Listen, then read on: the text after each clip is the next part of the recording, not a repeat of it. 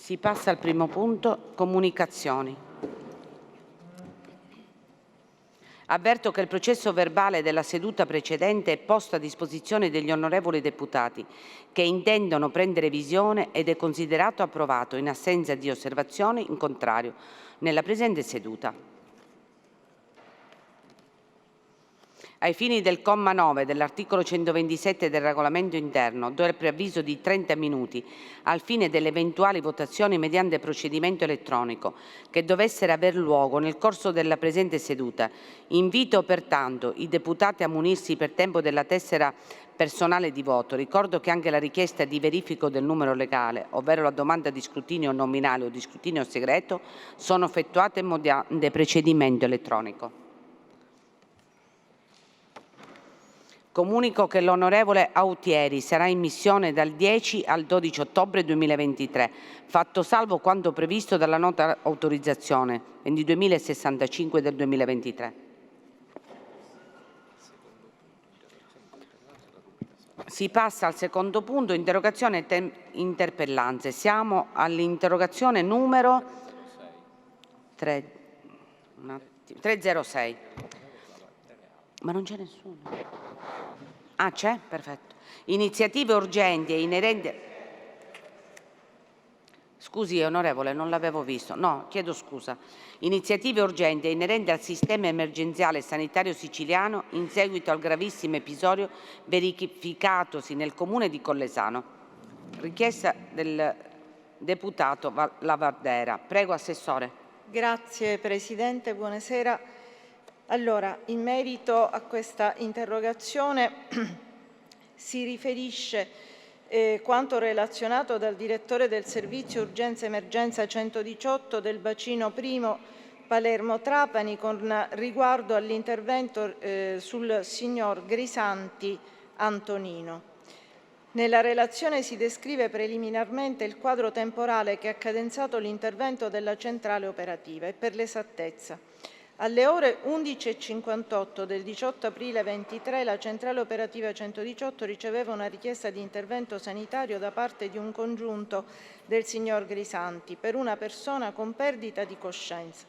L'operatore assegnava alla missione un codice rosso neurologico.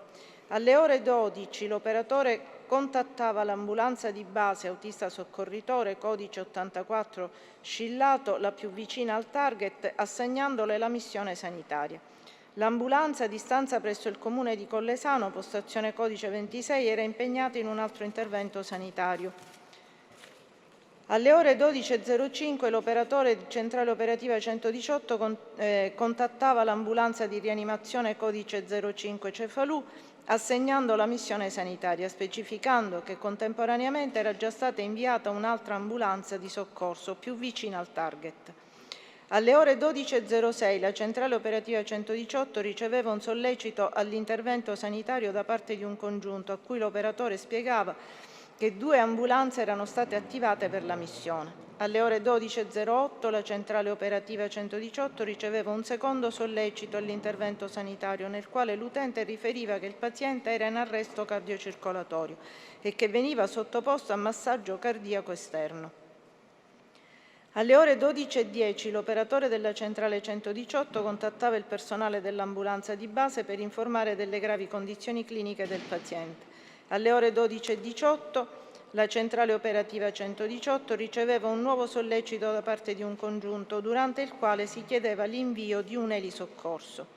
Alle ore 12:20 l'operatore di centrale operativa 118 contattava l'ambulanza di base codice 84 Scillato e l'ambulanza rianimatoria codice 05 Cefalù per avere informazioni sulla distanza dal target assegnatole. Alle ore 12:23 l'ambulanza di base codice 84 giungeva sul target. Alle ore 12:30 la centrale operativa 118 riceveva un nuovo sollecito da parte di un congiunto del paziente durante il quale ribadiva la richiesta di invio dell'elisoccorso. L'operatore riferiva che un'ambulanza equipaggiata con il rianimatore stava giungendo sul target. Alle ore 12:35 l'operatore di centrale operativa 118 contattava la centrale operativa dei Carabinieri per inviare una pattuglia presso il target. Alle 12:45 l'ambulanza di rianimazione codice 05 Cefalù giungeva sul target. Alle 12:53 il rianimatore 118 constatava il decesso del paziente. Alla luce della suddetta descrizione temporale dell'intervento, il direttore del servizio urgenza-emergenza 118 fornisce le seguenti considerazioni. Dall'analisi dei dati in possesso si evince che la condotta professionale degli operatori di centrale e del personale dei mezzi gommati 118 coinvolti nell'intervento del 18 aprile 2023 non presenta alcuna criticità. Infatti, la centrale operativa ha assegnato alla missione un codice rosso di gravità per perdita di coscienza, così come previsto dalle linee guida regionali. La centrale ha quindi attivato l'ambulanza più vicina al target, la postazione di Scillato, così come previsto dalle linee guida, mezzo che giungeva dopo 20 minuti dall'attivazione, tempi previsti per il soccorso extraurbano. In questi frangenti l'ambulanza codice 26 di Collesano era impegnata in altro intervento. Il personale dell'ambulanza di base, addestrato alle manovre di primo soccorso e di defibrillazione, ha immediatamente effettuato le manovre di BLS. La centrale ha attivato la seconda ambulanza, così come previsto dalle linee guida regionali del 118, individuando la postazione rianimatoria di Cefalù, mezzo più idoneo alla missione, giunta dopo 35 minuti dall'attivazione. La centrale non ha attivato l'elisoccorso in quanto i tempi dell'eventuale attivazione del mezzo aereo sarebbero stati perfettamente sovrapponibili ai tempi di percorrenza effettuati dall'ambulanza di rianimazione coinvolta nella missione in oggetto, circa 35-40 minuti. Conclusivamente, giova precisare che è stato istituito presso l'assessorato un tavolo tecnico altamente qualificato dedicato all'emergenza urgenza ed in seguito ai lavori del tavolo saranno assunte le soluzioni più adeguate. Si ritiene soddisfatto?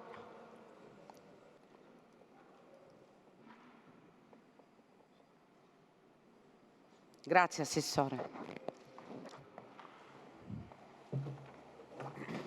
Onorevoli colleghi, Assessore, Presidente, mi preme rivolgere un sentito messaggio di condoglianze a questa famiglia che ha perso un proprio caro, la famiglia Grisanti, e le parole dell'Assessore, che sicuramente ha enunciato dei fatti, pronunciando dei dati, dei numeri, una cronistoria degli eventi, portano, caro Assessore, una questione molto seria, concreta. In questa nostra regione esiste una sanità di serie A e una sanità di serie B, dei territori di serie A e dei territori di serie B. E nascere in dei territori come quello delle Madonie per molti rappresenta una colpa, non un vantaggio. Nascere nei territori disagiati come quelli dell'entroterra siciliani rappresentano per molti una condanna.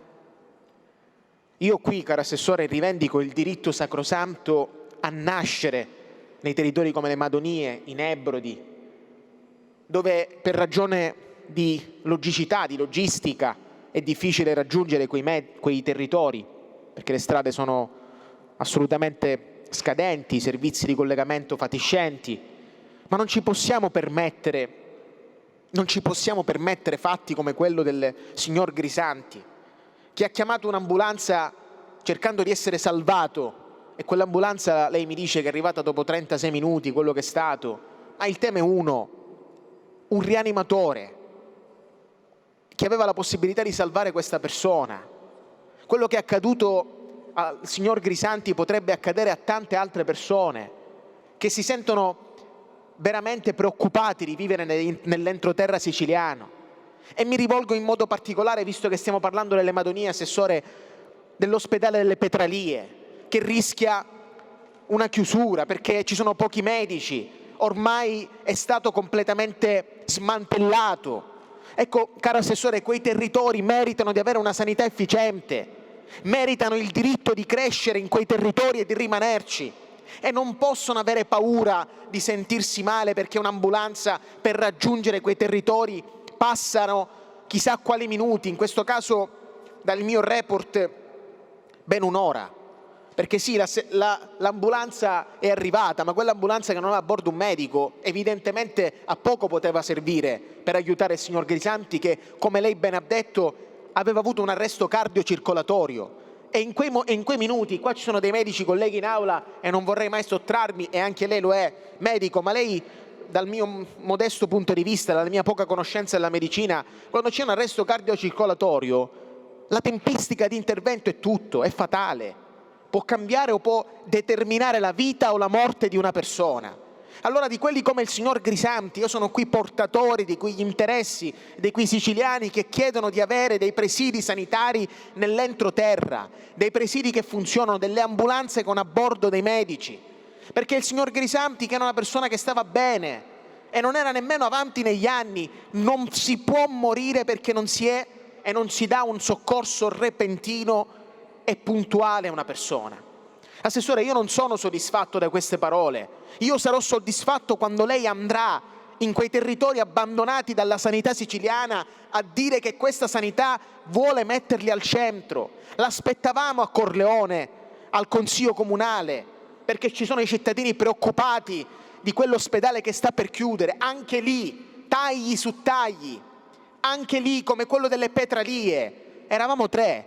Io, Mamma e tu, 3 deputati dell'opposizione, pure nemmeno della maggioranza, non c'era lei e non c'era nemmeno un deputato a dire che in qualche maniera questo governo regionale si assumerà l'incarico di andare nell'entroterra, perché io mi sento privilegiato. Io sono nato a Palermo e ho 4 ospedali, posso scegliere di andare in 4 ospedali dove farmi curare.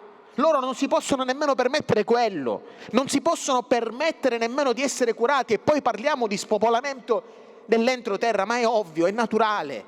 Io non ho nemmeno il diritto di essere curato, cosa faccio? Me ne vado dalle Madonie, territori meravigliosi, straordinari, dove si respira Sicilia. Ecco, noi questo non ce lo possiamo permettere. Io la invito ad andare in quei territori, in quegli ospedali, in quello delle Petralie, in quello di Corleone, e assumere impegni circoscritti verso una popolazione che ha il sacrosanto diritto alla salute costituzionalmente riconosciuto. Questo mi porta a dire che non sono assolutamente soddisfatto. Grazie, onorevole La Barbera. Mi scusi, però almeno così lo nomino tante volte e se lo ricorderanno tutti. È un modo di incidere ancora più, sempre più il suo nome. Allora, ha chiesto la parola all'onorevole Pace per precisare alcuni fatti e alcune discussioni che ci sono stati nell'aula di ieri. Prego, onorevole Pace. Grazie, Presidente. Io ho chiesto di intervenire per fatti personali, ma anche di natura politica. Ieri, in mia assenza, non ero presente perché avevamo un'altra riunione sempre in Parlamento, sono stato più volte chiamato in causa da alcuni parlamentari di questo Parlamento. E a onor del vero, e ormai è 48 ore che le notizie si susseguono, e proprio l'onorevole Lavardera mi chiedeva da questo pulpito: è giusto che l'onorevole Pace faccia chiarezza. Intanto io chiedo scusa ai colleghi parlamentari, tutti, della maggioranza soprattutto, chiedo scusa al Presidente Schifani e soprattutto al mio segretario nazionale Totò Cuffaro, perché forse per una mia frase improvvida o interpretata in buona fede, voglio sperare male, sono stati tirati in causa in un tritacarne mediatico. Il perché dell'intervista lo sa l'assessore Volo.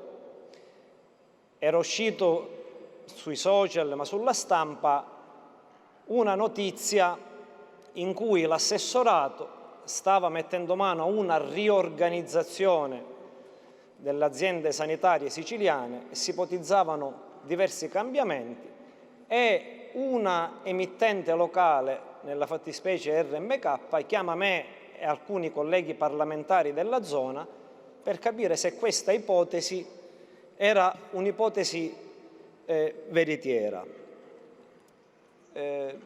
Io lì cosa dissi? Dissi che non ero a conoscenza, che in quanto componente e vicepresidente della Commissione Sanità di questa vicenda non la conoscevo, ma avevo chiamato telefonicamente anche l'assessore Volo che è qui e quindi può testimoniare, e nell'intervista dichiaro che, considerato che in Commissione ancora non è arrivato e che la sede è istituzionale e che comunque le cose importanti, programmatiche, di largo respiro si discutono preliminarmente, solitamente, in un tavolo di maggioranza che incautamente, probabilmente, anziché chiamarlo il tavolo permanente della maggioranza, l'ho definito il tavolo ristretto della maggioranza, ma la sostanza non cambia. Questa frase, evidentemente, il tavolo ristretto, ha fatto intendere cose che non sono. Che cos'è il tavolo permanente della maggioranza? Il tavolo della maggioranza è un tavolo spesso convocato dal Presidente Schifani alla presenza dei capigruppo di maggioranza. In alcuni ambiti è convocato da Marcello Caruso, che è segretario regionale di Forza Italia, alla presenza dei segretari regionali dei partiti del centrodestra, alcune volte anche in presenza dei capigruppo. Onorevole Lavardera, solitamente a margine di questi nostri tavoli non soltanto diamo notizie alla stampa attraverso comunicati stampa ufficiali, ma i deputati nostri di riferimento vengono notiziati di ciò che abbiamo discusso. Si è discusso in questi tavoli, ad esempio, per le recenti elezioni amministrative, le candidature del centrodestra nel comune di Trapani, nel comune di Siracusa, nel comune di Catania. Abbiamo affrontato il tema della riforma delle province, come portarla avanti, con quali modalità, investendo anche i nostri deputati di riferimento di sostenerla poi nelle sedi opportune. Abbiamo discusso di come portare avanti alcuni temi per cui i nostri siciliani ci hanno votato, uno su tutti i termovalorizzatori. Non abbiamo parlato di nomine, né nomine per i nostri amici, né nomine per i nostri familiari, per i nostri parenti. E soprattutto, onorevole Lavardera, questi tavoli, quando sono stati convocati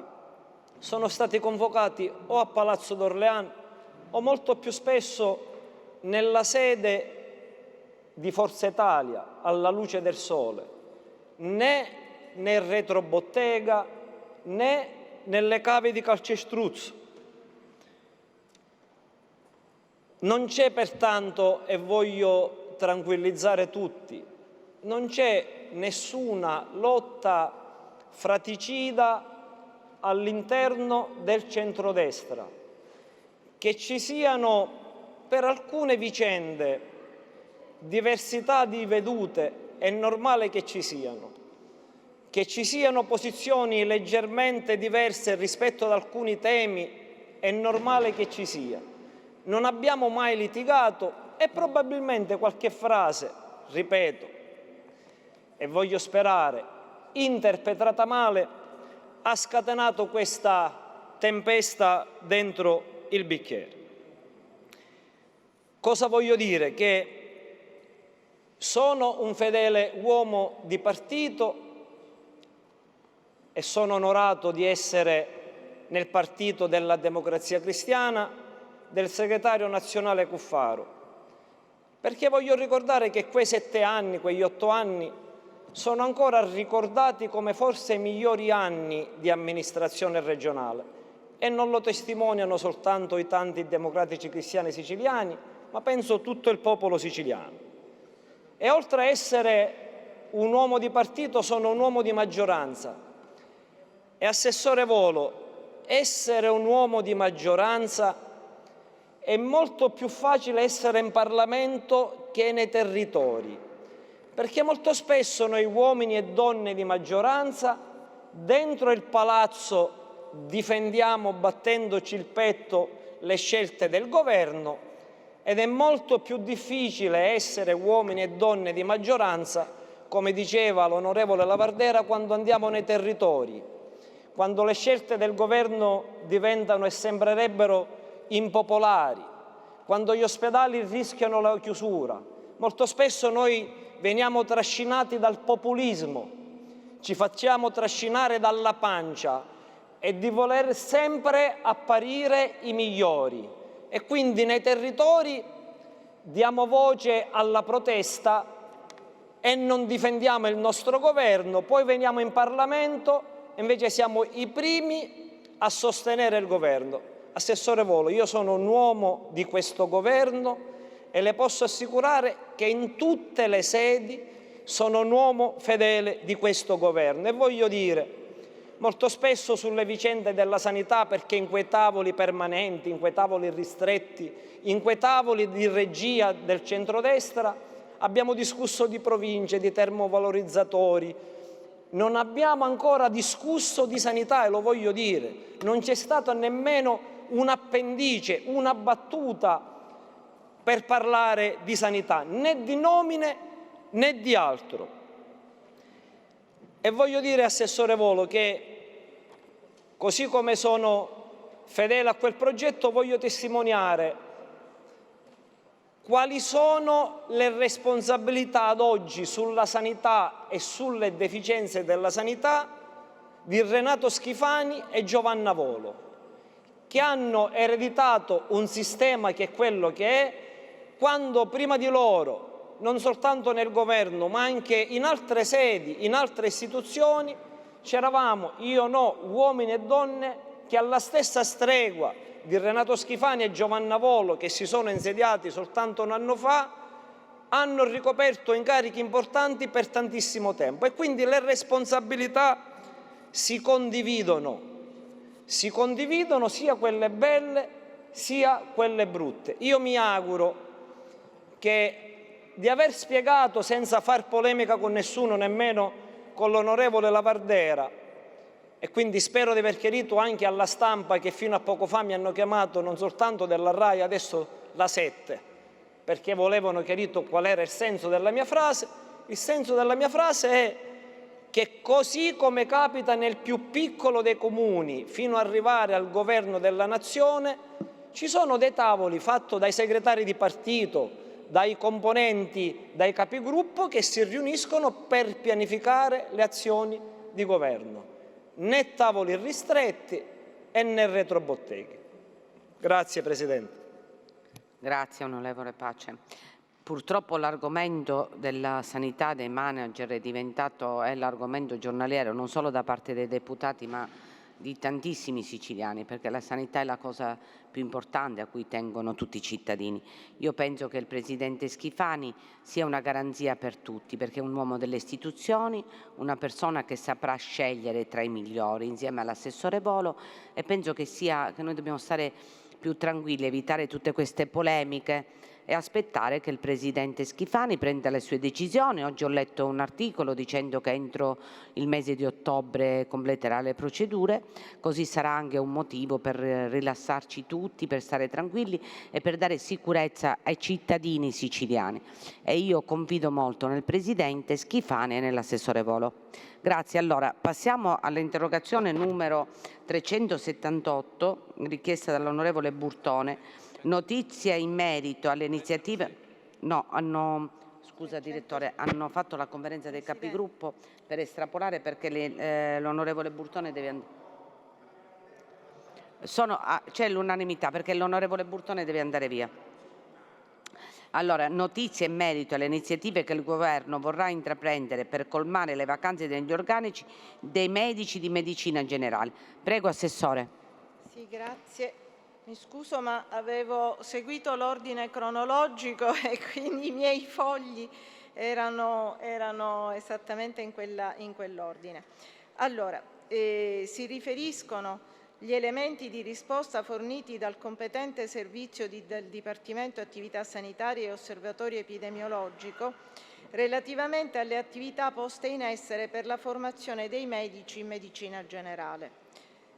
La ripartizione tra le regioni dei posti al corso di formazione specifica in medicina generale viene operata annualmente attraverso l'intesa ai sensi dell'articolo 115,1 lettera A del decreto legislativo 31 marzo 98 numero 112. Sulla proposta del Ministero della Salute di deliberazione del CIPES concernente il riparto tra le regioni delle responsabilità finanziarie per il Servizio Sanitario Nazionale. Nell'intesa annuale di cui sopra viene definita, tra le altre, la quota complessiva di Fondo Sanitario Nazionale da destinare alla formazione specifica in medicina generale, tale quota complessiva viene distribuita alle singole regioni sulla base delle quote di accesso al succitato Fondo Sanitario. Il numero delle borse viene determinato infine dalla suddivisione della quota di Fondo Sanitario Nazionale assegnata alle singole regioni sul costo unitario di singola borsa. In riferimento al numero di borse di studio annualmente assegnate dal Ministero della Salute, negli ultimi 5 anni, al fine di compensare le fuoriuscite dal sistema per limiti di età, sono state impinguate le risorse finanziarie anche con i fondi del PNRR e conseguentemente il numero di posti messi a bando è complessivamente aumentato. Nell'ultimo decennio hanno conseguito il diploma di formazione specifica in medicina generale numero 967 professionisti. Se volete posso leggervi quello che sono i diplomati nel triennio 2009-2012, erano 70, 74 nel 2010-2013, 79 nel 2011-2014, 85 nel 2012-2015, 40 nel 2013-2016, 87 nel 2014-2017, 89 nel 2016-2019, 142 nel triennio 2017-2020 e 216 nel triennio 2018-2021, per un complessivo di 967.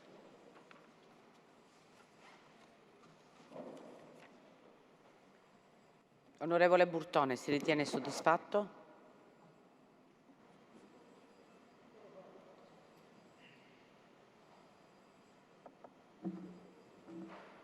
Presidente, la risposta dell'assessore è informativa, quindi io prendo atto delle cose che ha detto. Purtroppo sulla questione complessiva non posso essere soddisfatto, credo non lo sia neanche l'assessore, però prima di entrare nel merito volevo ringraziarla, Presidente, per la sua disponibilità a trattare le mie 2 interrogazioni subito e ringraziare i capigruppo tutti del Parlamento, perché io ho posto questa richiesta, ho consiglio comunale nel comune dove sono sindaco e io finora, in una legislatura passata e l'anno che abbiamo compiuto proprio in questi mesi, ho partecipato a tutti i consigli comunali, quindi mi sembrava doveroso partecipare anche, mi sembra doveroso partecipare anche stasera, quindi però volevo essere presente, non volevo rinunciare a queste risposte, anche perché sono molto attese, Assessore.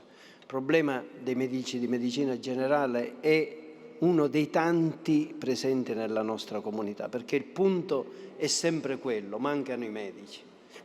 Ora, man mano che esaminiamo i vari comparti, emerge questo dato abbastanza forte, che è necessario che ci sia maggiore reclutamento alla base di nuovi medici, però anche il percorso che si determina è un percorso abbastanza tortuoso. Io vedo, lei ha letto puntualmente anche scandendoli i dati nei singoli anni, nei singoli trienni. Si è partito da 70, si è arrivato a 200, ma siamo in una situazione di grande difficoltà. Io conosco alcune realtà, mi sono state direttamente rappresentate nei Nebrodi, ora nel Calatino, un comune, Ramacca, vanno in pensione dei medici di medicina generale e non vengono sostituiti. C'è sempre questo problema che nelle aree metropolitane magari qualcuno si muove con interesse nell'avere un posto di medico di medicina generale, ma quando c'è la necessità di andare in un comune delle aree montane o un comune delle aree interne cominciano ad esserci le perplessità, per cui i vuoti non si riempiono e la sanità nel territorio è fondamentale anche attraverso i medici di medicina generale.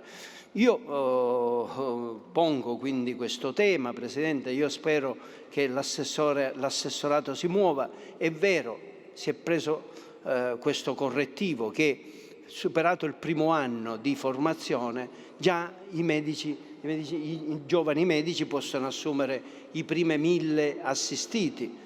Si insista, si dia un incentivo per le aree interne o per le aree montane. C'è stata una stagione, io allora non ero neppure all'università, però sentivo nelle nostre comunità che tanti medici laureati in Sicilia andarono a nord per assumere direttamente la gestione allora delle sedi dei medici condotti.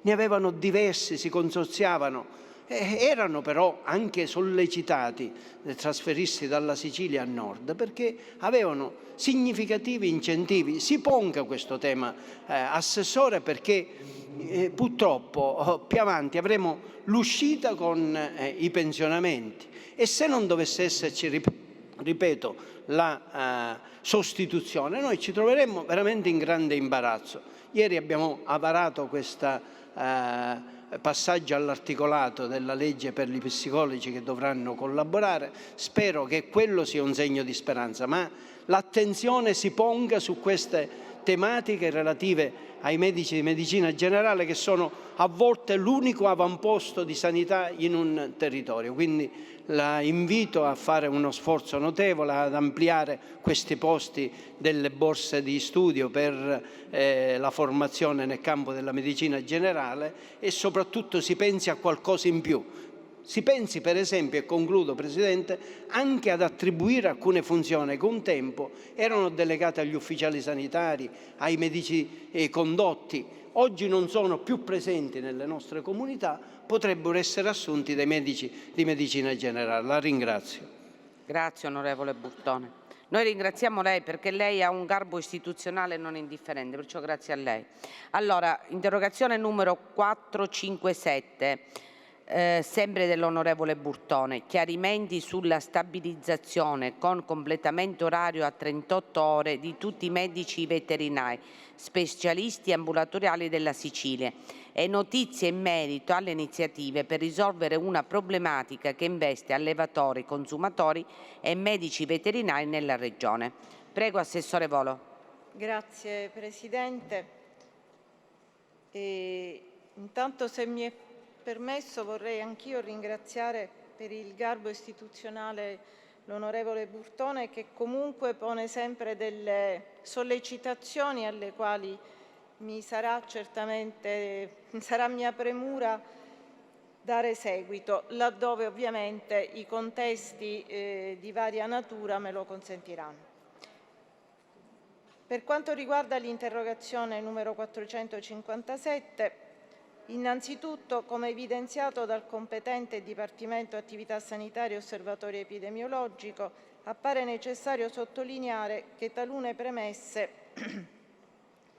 contenute nell'interrogazione non appaiono del tutto coerenti con le circostanze rappresentate.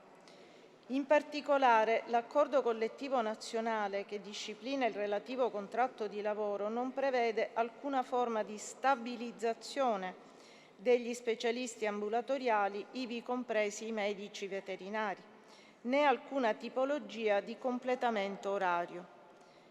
Si tratta infatti di personale utilizzato per colmare talune esigenze in termini di prestazioni veterinarie anche temporanee, il cui accordo collettivo disciplina un rapporto di lavoro che non può essere inquadrato come subordinato. Dopo l'orario di servizio, infatti, tale personale può regolarmente svolgere la propria attività libero professionale. Ciò rende di fatto la figura dello specialista ambulatoriale non sovrapponibile in termini di competenze e di disciplina del rapporto di lavoro a quella del dirigente, con inevitabili restrizioni nella capacità di erogare prestazioni da parte dei servizi veterinari. Tuttavia, alla luce delle attuali dotazioni organiche veterinarie e dell'inevitabile contrazione legata alla messa in quiescenza di gran parte del personale dirigente veterinario, l'Assessorato Salute nel corso degli anni 2021-2022 è più volte intervenuto sulle ASP, indicando quale soluzione immediata l'aumento delle ore ai medici veterinari specialisti ambulatoriali. In particolare sono stati emanati specifici atti di indirizzo nei confronti delle ASP per omogenizzare la capacità prestazionale della medicina veterinaria specialistica sul territorio, calibrando le attività sul numero 6 ore lavorative giornaliere contemporanee per 5 giorni settimanali. Gran parte delle aziende sanitarie del territorio hanno valutato positivamente l'atto di indirizzo, procedendo all'aumento orario, ad eccezione delle aziende sanitarie di Palermo e di Trapani, che hanno valutato di applicare tale incremento solo parzialmente, e dell'Istituto Zooprofilattico Sperimentale della Sicilia, che invece non ha di fatto adottato alcun provvedimento. Per quest'ultimo caso è necessario sottolineare che l'IZS della Sicilia è governato da una struttura commissariale di nomina ministeriale da oltre 6 anni e che pertanto la Regione siciliana non è attualmente nelle condizioni di poter incidere sugli obiettivi apicali. Per quanto concerne invece l'opportunità di procedere all'aumento orario al numero 38 ore settimanali per tutti i medici veterinari specialisti ambulatoriali, si ravvisa dal punto di vista operativo ed economico è preferibile provvedere a colmare la necessità prestazionale con l'assunzione di personale dirigente. Per questa ragione, nel recente periodo, alcune aziende sanitarie della Regione, vedasi Messina, Catania, Agrigento, hanno dato avvio alle procedure concorsuali di selezione di personale dirigente medico veterinario. È in corso di valutazione invece l'opportunità di procedere con un intervento di transito alla dirigenza dei medici veterinari specialisti ambulatoriali a tempo indeterminato, titolari di un numero minimo di ore settimanali. Si ritiene soddisfatto, onorevole Burtone?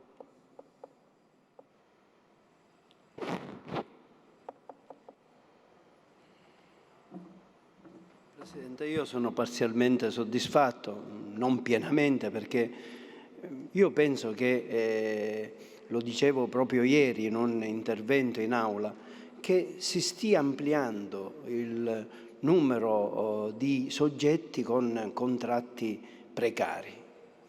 È un qualcosa che non fa onore alla classe dirigente siciliana. Abbiamo parlato più volte dei lavoratori impegnati durante la stagione del Covid, alcuni hanno trovato risposte nelle aziende sanitarie, altri no, con gli stessi requisiti. Io mi sono permesso ieri di sottolineare la situazione difficile presente nei comuni con i lavoratori dell'ex articolo 23 che hanno tutti contratti a numero di ore limitate e quindi arriveranno al pensionamento con problemi molto seri.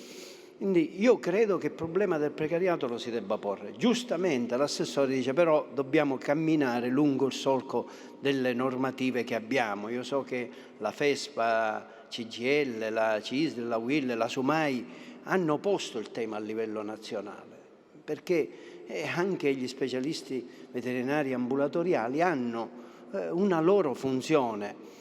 Oggi ulteriormente rafforzata, c'è una crescita nuovamente in alcune aree della brucellosi, la peste suina africana che sta cominciando a preoccupare, la viaria che continua, quindi l'impegno di questi specialisti è significativo perché operano nel campo degli alimenti con grande professionalità e quindi io mi permetto di dire va a posto il tema della intanto crescita uguale in tutte le aziende del loro contratto. Se il massimo attualmente sono 30 ore, tutti debbono arrivare a questo obiettivo. Trapani e Palermo ha una situazione più specifica che deve essere superata, è un'anomalia inaccettabile, una ingiustizia che non si può assolutamente tollerare. Quindi va fatto un ragionamento su questi lavoratori. Io credo che prima sia necessario arrivare alla definizione di queste problematiche e poi certamente ampliare anche con nuove assunzioni, ripeto, perché la necessità di avere questi professionisti nel nostro territorio è ormai chiara, netta, e noi riteniamo che si debba procedere con impegno. Però prima superiamo questo atto di ingiustizia nei confronti di tanti che da anni lavorano in queste condizioni ed è in questo momento inaccettabile. Quindi l'assessore non l'ha richiamato, lo faccio io. Proprio ieri abbiamo avuto una riunione in commissione, abbiamo discusso, c'è Presidente un indirizzo generale dei capigruppo di fare una mozione che possa portare l'assessore ad assumere alcuni indirizzi. Mi auguro che possa essere di soddisfazione per questi professionisti che purtroppo nel passato hanno subito delle ingiustizie. La ringrazio, Presidente. Grazie a lei. Andiamo all'interrogazione numero 307. Notizie in merito alla mancanza di provette per le analisi del sangue presso il reparto di malattie infettive del Policlinico di Palermo. L'onorevole Lavardera. Detto bene? Prego, Assessore. Grazie. A seguito di verifica presso il Policlinico di Palermo si è appreso che la criticità segnalata è scaturita da un disguido di comunicazione tra la farmacia ospedaliera e il reparto di malattie infettive e che nella stessa giornata il problema risultava già risolto. Ho fatto io stessa la verifica. Onorevole Lavardera, si ritiene soddisfatto? Grazie Presidente, Assessore, grazie per le sue verifiche, grazie per le rassicurazioni, nella speranza che questo fatto appunto non si possa ripresentare. Per l'intervento che ha fatto immediato mi ritengo soddisfatto. Grazie onorevole. Andiamo all'interrogazione Assessore numero 31. Iniziative urgenti per garantire la continuità delle forniture dei presidi sanitari salvavita ai pazienti dell'ASP di Siracusa affetti da diabete mellitico di tipo 1.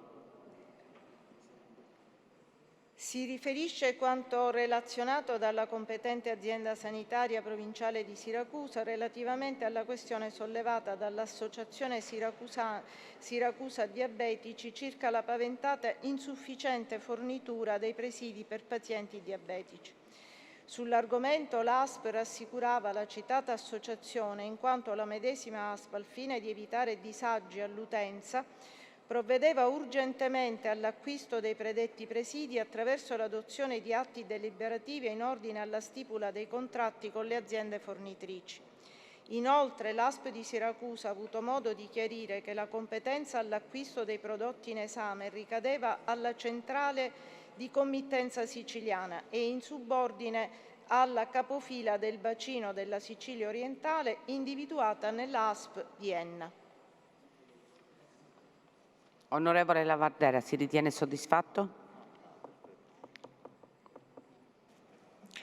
Grazie Presidente. Assessore, la stessa parola dentro la parola dell'interrogazione ci porta alla utilità di questi presidi che si chiamano appunto salvavita. Salvavita perché lei saprà, caro Assessore, che per i pazienti affetti da questa tipologia di malattia, ahimè, devono ovviamente averli senza nessun tipo di ritardo.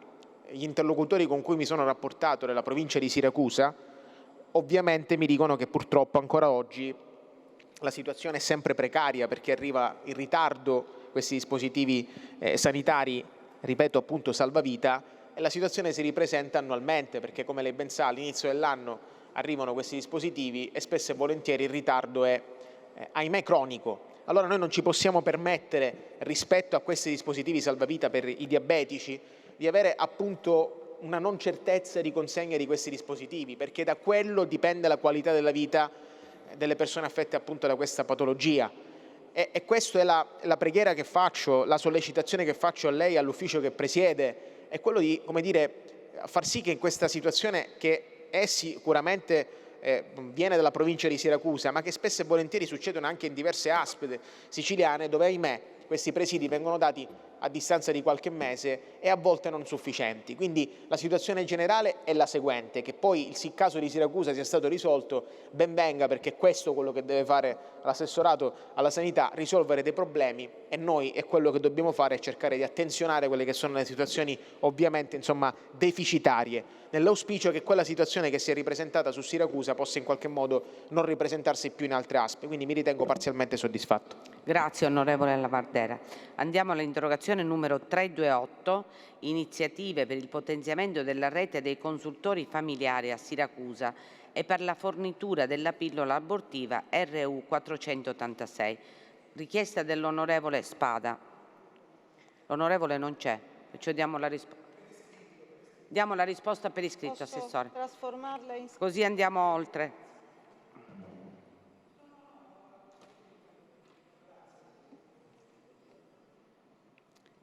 Andiamo interpellanza. Numero 34. Previsione del contratto di rete e non soggettività giuridica tra la possibilità forme di aggregazione dei laboratori di analisi accreditati con il Servizio Sanitario Regionale ai fini del raggiungimento della soglia minima annua delle prestazioni. Su richiesta dell'onorevole Lombardo Giuseppe. Prego, Assessore. Grazie Presidente. Il processo di aggregazione delle strutture che erogano prestazioni di medicina di laboratorio è un obbligo che deriva dalla normativa generale e di settore di cui si fornisce un breve excursus. La legge 27 dicembre 2006 numero 296, legge finanziaria per il 2007, articolo 1, comma 796, lettera 0, che prevede l'obbligo per le Regioni di adottare il piano di riorganizzazione della rete delle strutture pubbliche e private eroganti prestazioni di diagnostica di laboratorio. Secondo, piano di rientro 2007-2009 recepito con deliberazione della Giunta regionale numero 312 del 1 agosto 2007 e reso esecutivo con decreto assessoriale numero 1657 del 6 agosto 2007, che ha valore cogente per la Regione siciliana e i cui interventi ai sensi dell'articolo 1, comma 796, lettera B della predetta legge numero 296 comportano effetti di variazione dei provvedimenti normativi ed amministrativi già adottati dalla Regione in materia di programmazione sanitaria. Terzo, in particolare i punti B1.6 e I1.3 del piano prevedono l'adozione di un decreto assessoriale di riorganizzazione della rete laboratoristica ai sensi dell'articolo 1, comma 796, lettera O della legge 296. Punto 4. Decreto legislativo 502/1992, articolo 8 quater, comma 3, lettera B, come introdotto dall'articolo 79, comma 1 quinquies, lettera C del decreto legge numero 112/2008, convertito dalla legge numero 133/2008, che fa esplicito riferimento... Scusi. Grazie. Ma si può spostarlo? Grazie, grazie. Scusate, stavamo parlando del punto 4. Convertito dalla legge numero 133/2008, che fa esplicito riferimento al criterio della soglia minima di efficienza che, compatibilmente con le risorse regionali disponibili, deve essere conseguita da parte delle singole strutture sanitarie. Punto 5. Decreto assessoriale numero 1933 del 16 settembre 2009, pubblicato sul GURS del 2 ottobre 2001, parte 1, numero 46, come modificato e integrato dal decreto assessoriale numero 2674, sempre 2009, del 18 novembre 2009, pubblicato sulla GURS del 24 dicembre 2009, numero 60. Con cui è stato introdotto e disciplinato il processo di aggregazione delle strutture laboratoristiche private accreditate. Sesto, programma operativo 2010-2012 approvato dalla Giunta regionale con la deliberazione numero 497 del 30 dicembre 2010 e reso esecutivo con decreto assessoriale di pari data, che costituisce prosecuzione e necessario aggiornamento del piano di rientro 2007-2009, ai sensi dell'articolo 17, comma 4, lettera B, del decreto-legge 6 luglio 2011 numero 98, convertito con modificazioni nella legge 15 luglio 2011 numero 111. In particolare, l'azione 4.1 prevede che i risultati programmati, la definizione di un nuovo piano di aggregazione finalizzato ad addivenire progressivamente entro il 2012 ad una soglia minima di 200.000 esami annui mediante l'aggregazione dei laboratori con volumi di produzione inferiore alle 200.000 prestazioni annue. Accordo tra il Governo, le Regioni e le Province autonome di Trento e Bolzano sul documento recante criteri per la riorganizzazione delle reti di offerta di diagnostica di laboratorio, approvato dalla Conferenza permanente Stato-Regioni nella seduta del 23 marzo 2011.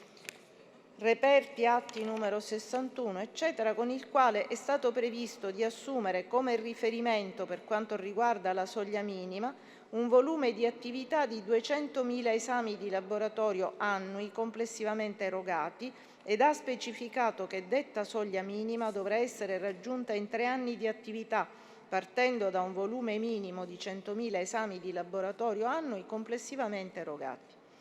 Decreto assessoriale 1629/2012 del 9 dicembre 2012, come modificato dall'articolo 1 del decreto assessoriale 1006 del 20 giugno 2014, che in attuazione dell'accordo Stato-Regioni di cui sopra ha introdotto il criterio della soglia minima annua di prestazioni quale requisito ulteriore per l'accreditamento e la contrattualizzazione delle strutture laboratoristiche.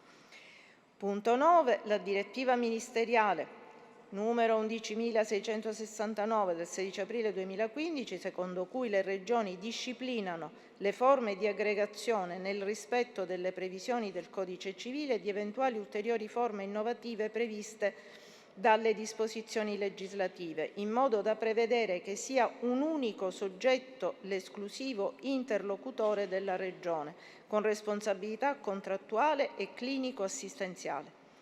La stessa direttiva suggerisce alle Regioni di disciplinare le modalità di aggregazione tenendo conto, tra i vari aspetti, anche della modalità di composizione e della funzione dei singoli componenti, punti di rilievo, laboratorio di analisi. Quindi l'obbligatorietà del processo di aggregazione dei laboratori scaturisce in particolare dal programma operativo 2010-2012, che costituisce prosecuzione e necessario aggiornamento del piano di rientro e dall'accordo del 23 marzo 2011 tra Governo e Regioni, il quale ha sancito inequivocabilmente l'obbligo per i laboratori del raggiungimento del volume di attività di 200.000 prestazioni annue, quale soglia minima da conseguire nell'arco di un triennio, muovendo per l'appunto da un volume minimo di 100.000 prestazioni. Numerose pronunce rese in procedimenti giudiziali incoati presso la giurisdizione amministrativa hanno confermato l'obbligatorietà del raggiungimento della soglia minima di prestazioni e del processo di aggregazione. Per esempio, il TAR Palermo, nelle sentenze numero 2343 e numero 2345 del 2013, i cui contenuti sono richiamati dalla successiva pronuncia numero 1274 del 2015, poi confermata per questo profilo dalla decisione del CGA numero 157 del 2016, ma anche dalla decisione numero 159 2016, ha confermato che non è revocabile in dubbio la doverosa attivazione da parte del competente assessorato di un reale e completo processo di aggregazione e quello dell'obbligatorietà dell'aggregazione è determinato dalla presa d'atto del mancato raggiungimento dell'obiettivo posto nel piano operativo del 2010-2012 e come tale costituente l'obbligo per la Regione, come prosecuzione del piano di rientro dal disavanzo, dell'ulteriore aggregazione delle strutture. Non può quindi revocarsi in dubbio la necessità della introduzione di una soglia minima, peraltro già introdotta, di adozione del piano di riorganizzazione ex articolo 1, comma 796 della legge nazionale 296 del 2006, la quale peraltro come misura in sé risulta perfettamente allineata con le indicazioni fornite anche a livello nazionale. Le stesse sentenze recitano che tali soglie minime di prestazioni annue sono state previste in seno all'accordo del 23 marzo 2011 tra il Governo, le Regioni e le Province autonome di Trento e Bolzano sul documento recante criteri per la riorganizzazione delle reti di offerta di diagnostica di laboratorio, stipulato ai sensi dell'articolo 4 del decreto legislativo 281/1997.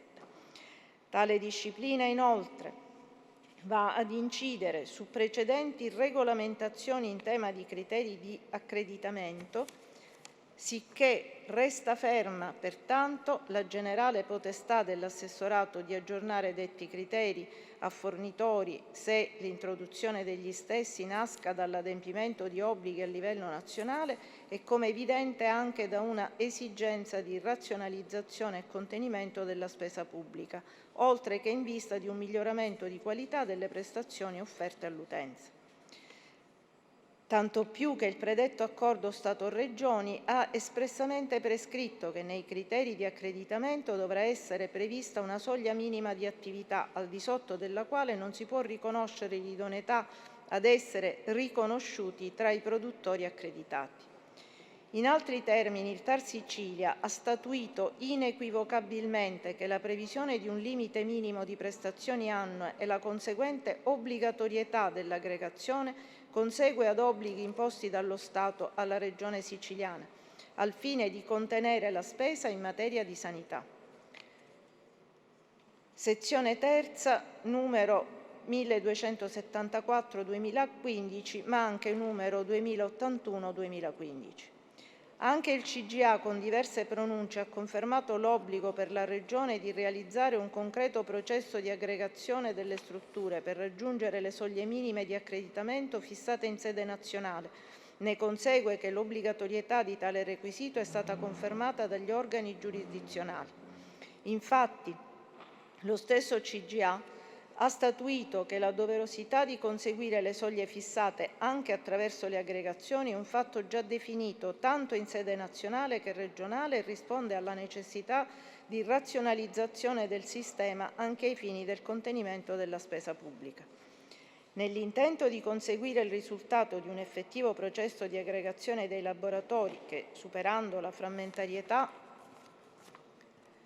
del sistema determinata dall'elevato numero delle strutture accreditate, permettesse di raggiungere gli standard qualitativi previsti dalle norme di riferimento a garanzia della sicurezza dei cittadini e di evitare incertezze interpretative insorte su precedenti decretazioni, tenendo conto di quanto statuito dalle pronunce giudiziali, l'assessorato ha emanato il decreto assessoriale numero 182 del 1 febbraio 2017 che contiene le direttive per l'aggregazione delle strutture laboratoristiche della Regione siciliana. Per quanto di interesse ai fini del riscontro all'interpellanza in oggetto, si riferisce che il suddetto decreto assessoriale dispone che l'aggregazione di laboratorio sia costituita da un'unica struttura laboratoristica centrale, da uno o più punti periferici che vanno identificati come punti di accesso.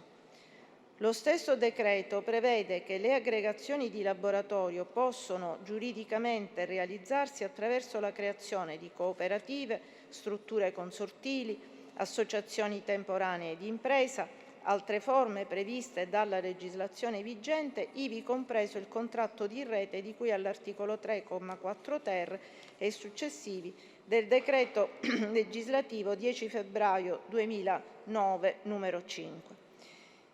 convertito dalla legge 9 aprile 2009 numero 33 e successive modificazioni e integrazioni, dotato di soggettività giuridica. Lo stesso decreto assessoriale stabilisce che, ove alla scadenza del termine previsto le strutture laboratoristiche non risultino conformi al requisito della soglia minima annuale di prestazioni erogate, sono sospese dall'accreditamento per un periodo di 30 giorni, al termine del quale, ove risultassero ancora non conformi ai requisiti di accreditamento, decadono automaticamente dall'accreditamento. Avverso il decreto assessoriale 182 del 2017 sono stati incardinati diversi ricorsi giurisdizionali per vari motivi, tra i quali la scelta dell'amministrazione di prevedere tra le forme di aggregazione il contratto di rete dotato di personalità giuridica. Tali ricorsi sono stati respinti sia dal TAR Palermo che, in grado di appello, anche dal CGA. Le suddette pronunce hanno riconosciuto che le disposizioni assessoriali impugnate sono coerenti con l'accordo Stato-Regioni del 23 marzo 2011, che persegue la finalità della riduzione dei centri e il superamento della logica della frammentazione delle attività laboratoristiche, e che l'obbligo del raggiungimento della soglia minima discendeva già dalla legge finanziaria dell'anno 2007, che impegnava le Regioni a riorganizzare la rete delle prestazioni della diagnostica di laboratorio, oltre che dal piano di rientro 2007-2009 e dal programma operativo 2010-2012. Sempre secondo le stesse pronunce, la doverosità di conseguire anche attraverso aggregazioni era un fatto già definito, tanto che in sede nazionale che regionale, e rispondeva alle necessità di una razionalizzazione del sistema anche ai fini del contenimento della spesa pubblica. Sentenza del CGA numero 156 e 159 del 2016. Frattanto l'articolo 29 del decreto legislativo 25 maggio 2021 numero 73, convertito dalla legge numero 106 del 23 luglio 2021, ha dato, da un lato, ribadito la necessità di completare il processo di riorganizzazione della rete delle strutture laboratoristiche al fine di adeguarne gli standard organizzativi e di personale ai processi di incremento dell'efficienza resi possibili dal ricorso a metodiche automatizzate, e dall'altro ha autorizzato le Regioni, al fine di assicurare la soglia minima di efficienza di 200.000 prestazioni, al riconoscimento delle strutture che si adeguano progressivamente ai suddetti standard, non oltre il 31 dicembre 2022, prevedendo apposito stanziamento.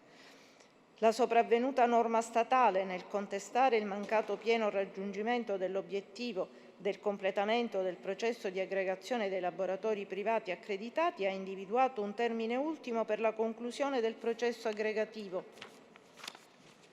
Pertanto, in esecuzione di tale disposto normativo, il decreto assessoriale numero 1249 del 25 novembre 2021 è stata fissata la data del 31 dicembre 2022 quale data ultima per il completamento dei processi di riorganizzazione della rete delle strutture private accreditate eroganti prestazioni di diagnostica di laboratorio, al fine di garantire la soglia minima di efficienza di 200.000 prestazioni annue. Il comma 55 dell'articolo 13 della legge regionale 25 maggio 2022 numero 13 ha stabilito, tra l'altro, che le strutture pubbliche e private accreditate eroganti prestazioni specialistiche di diagnostica di laboratorio possono raggiungere gli standard organizzativi e di personale richiesti all'articolo 29 del decreto legge 25 maggio 2021 numero 73, convertito con modifiche in legge. Salto un po' di numeri di norme, anche attraverso la costituzione di reti di impresa di cui all'articolo 3 del decreto legge 10 febbraio 2009 numero 5, convertito con modificazioni con la legge 9 aprile 2009 numero 33. Tale disposizione è stata impugnata dinanzi alla Corte Costituzionale dalla Presidenza del Consiglio dei Ministri per violazione dei principi fondamentali stabiliti dal legislatore statale in maniera di tutela della salute e segnatamente per contrasto con il sopracitato accordo tra il Governo e le Regioni sui criteri per la riorganizzazione delle reti di offerta di diagnostica di laboratorio approvato dalla Conferenza permanente Stato-Regioni. Frattanto il legislatore regionale ha prorogato al 30 giugno 2023 il termine per il completamento del processo di riorganizzazione della rete delle strutture laboratoristiche accreditate. Il legislatore statale a sua volta è intervenuto nuovamente differendo al 31 dicembre 2023 il termine per il completamento del processo di aggregazione della rete delle strutture pubbliche e private accreditate eroganti prestazioni di diagnostica di laboratorio. Decreto legge numero 198/2022 convertito con modificazioni dalla legge numero 14/2023. Successivamente la Corte Costituzionale con la sentenza numero 76 del 20 aprile 2023 ha dichiarato inammissibile la questione di legittimità costituzionale dell'articolo 13,55 primo periodo della legge regionale numero 13/2022 per mancanza nel ricorso di una adeguata motivazione che desse conto della pretesa violazione della norma statale interposta e del parametro costituzionale evocato. A seguito del pronunciamento della Corte Costituzionale, che tuttavia non è entrata nel merito della questione respingendo l'eccezione di incostituzionalità per un profilo di natura formale, l'assessorato con il decreto assessoriale numero 661 del 29 giugno 2023, in attuazione del decreto legge 198/22, convertito con legge numero 14 del 23, ha differito al 31 dicembre 2023 il termine per il completamento del processo di aggregazione della rete delle strutture laboratoristiche private accreditate nel rispetto della soglia minima di efficienza delle 200.000 prestazioni annue. Quanto sopra, al fine di mantenere impregiudicati i livelli di assistenza nelle more dell'emanazione di un nuovo decreto in fase di predisposizione che dovrà tenere conto della previsione di legge regionale e della normativa statale in tema di soglia minima di efficienza di cui all'accordo Stato-Regioni sopra richiamato. Si ritiene soddisfatto? Grazie Assessore. Onorevole Lombardo. Presidente, Assessore, visto anche la complessità della risposta, mi riservo di eventualmente riproporre un'ulteriore interrogazione dopo che avrò approfondito la risposta stessa che mi ha dato l'Assessore in questo momento. Quindi non dichiaro di ritenermi soddisfatto o meno per questo motivo. Grazie. Ok, grazie, ne prendiamo atto. Allora, interrogazione numero 349. Chiarimenti in merito alle criticità esistenti nelle RSA siciliane, richiesta dall'onorevole De Luca. Prego, Assessore. Sì, c'è. Grazie.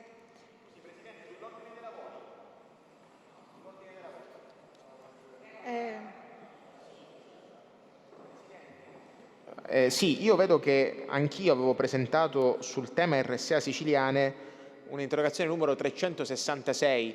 Se evidentemente l'assessore ha la stessa risposta, potremmo accorparla e discuterla anche adesso, perché parla dello stesso tema, solo per precisazione.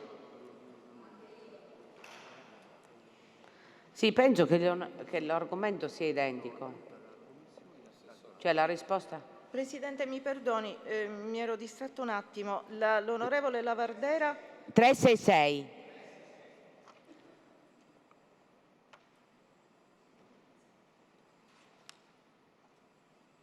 Ma io come 366 ho un altro oggetto però. Sì, perché qua è per gli stipendi. Infatti. Spettanti stipendi è diverso. Sì, perché qua è quella dell'onorevole De Luca in merito alla criticità, non parla di personale, criticità in generale. Infatti sono due argomenti diversi, onorevole. Vabbè, continuiamo. Grazie, Assessore, prego. Allora, procediamo con la 342 dell'onorevole De Luca. Antonino. Perfetto. Sì. Allora, 349. 349, sì. Con l'atto ispettivo è stata evidenziata una problematica di carattere generale riguardante la presenza di gravi irregolarità e inadempienze commesse dai gestori delle residenze sanitarie assistite insistenti sul territorio siciliano, tali da comportare un impatto negativo sull'assistenza al paziente, facendo poi particolare riferimento alle vicende che fra la metà del 2022 e gli inizi di questo anno 2023 hanno interessato il gruppo Carol e le strutture della medesima gestione.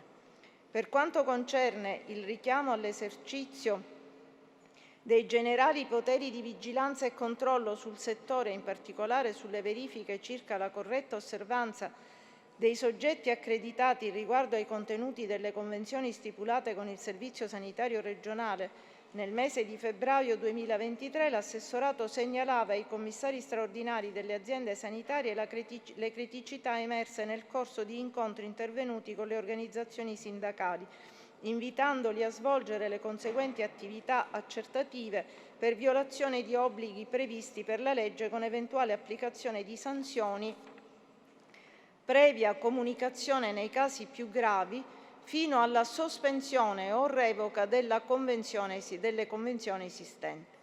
Dalle attività poste in essere dalle aziende sanitarie provinciali non sono finora scaturite notizie circa il mancato rispetto dei contenuti convenzionali stipulati con i soggetti gestori ai sensi dell'articolo 8-quinquies del decreto legislativo 502/92, mentre per la specifica situazione che ha provocato la richiamata agitazione nei confronti del gruppo Carol, le informazioni acquisite presso l'ASP di Palermo denotano un sostanziale rispetto della tempistica dei pagamenti nei confronti del soggetto accreditato, onorati ordinariamente nel mese successivo a quello di riferimento.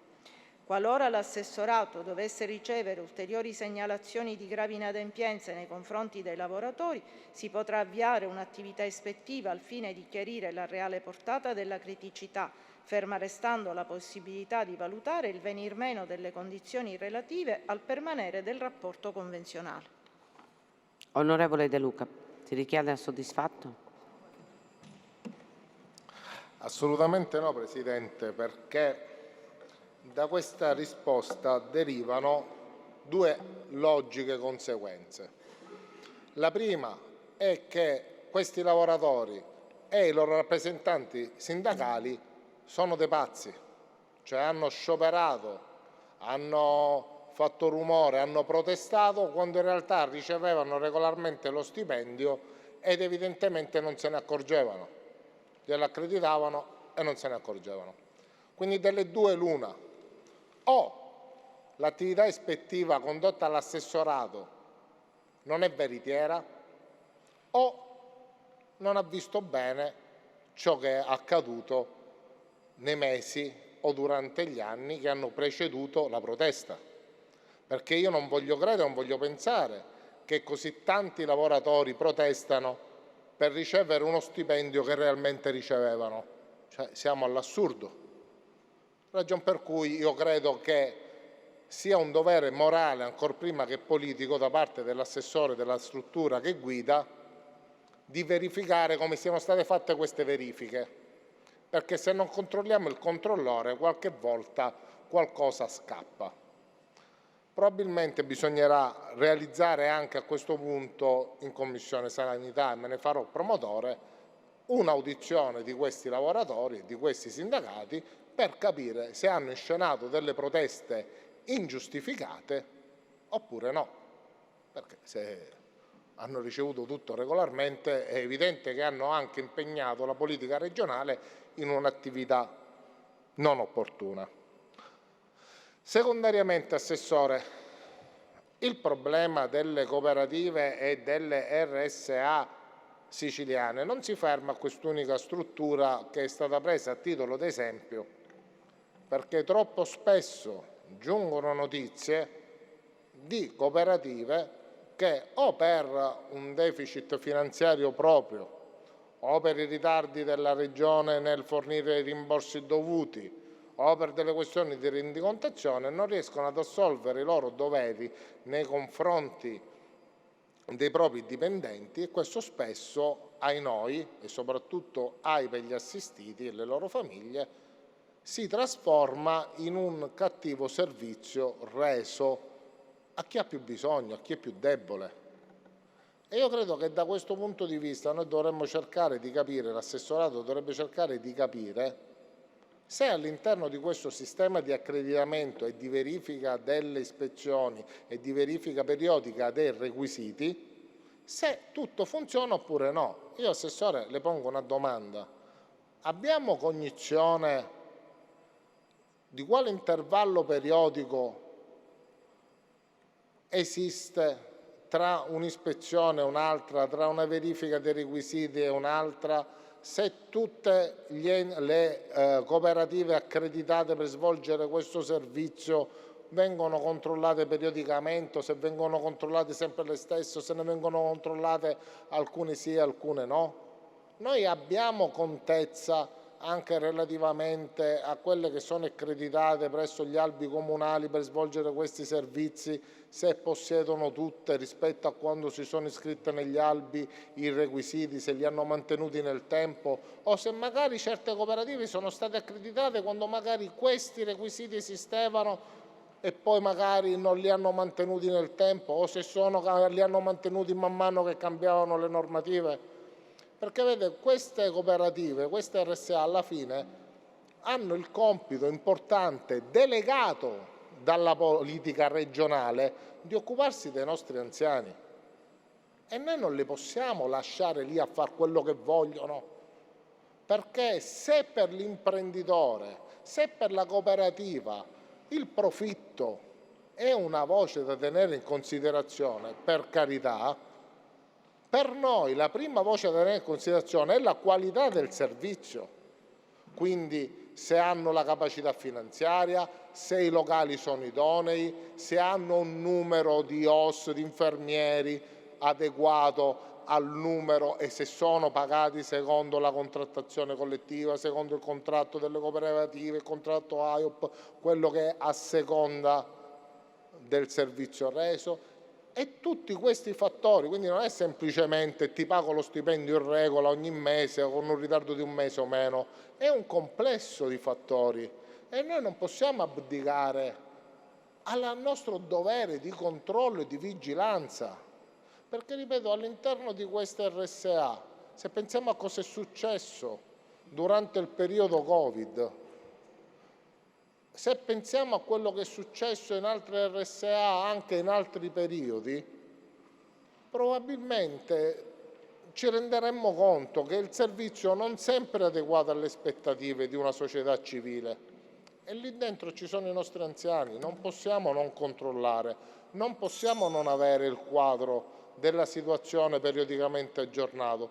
Per cui, Assessore, io la invito fortemente a fare una verifica puntuale di ciò che è stato controllato, di essere presente politicamente e umanamente su questo settore, perché è un settore dove c'è gente che soffre e che merita di avere un servizio adeguato. Grazie onorevole De Luca. Andiamo all'interrogazione 362, notizie in merito alla realizzazione delle case di comunità, delle centrali operative e degli ospedali di comunità mediante i fondi del Piano Nazionale di Ripresa e Resilienza per la Sanità, a prima firma dell'onorevole Lavardera. Prego, Assessore. Grazie Presidente. Con decreto assessoriale numero 1294 del 2022, previa delibera di Giunta, è stato approvato il piano della rete territoriale di assistenza che prevede numero 155 case di comunità, 43 ospedali di comunità e 50 COT, centrali operative territoriali. Il piano è stato apprezzato dal Ministero e gli step intermedi sono stati tutti rispettati. Entro il termine previsto sono stati firmati i contratti con gli operatori economici per la consegna dei lavori. Utilizzando le strutture sanitarie esistenti sono state attivate e sono operanti 2 case di comunità, una a Catania e una a Caltanissetta. Quest'ultima è stata inserita nel progetto pilota per la valutazione a livello nazionale di tali strutture condotto da Agenas. Grazie Assessore. Onorevole Lavardera, come si dichiara? Prego. Grazie Assessore. per la sua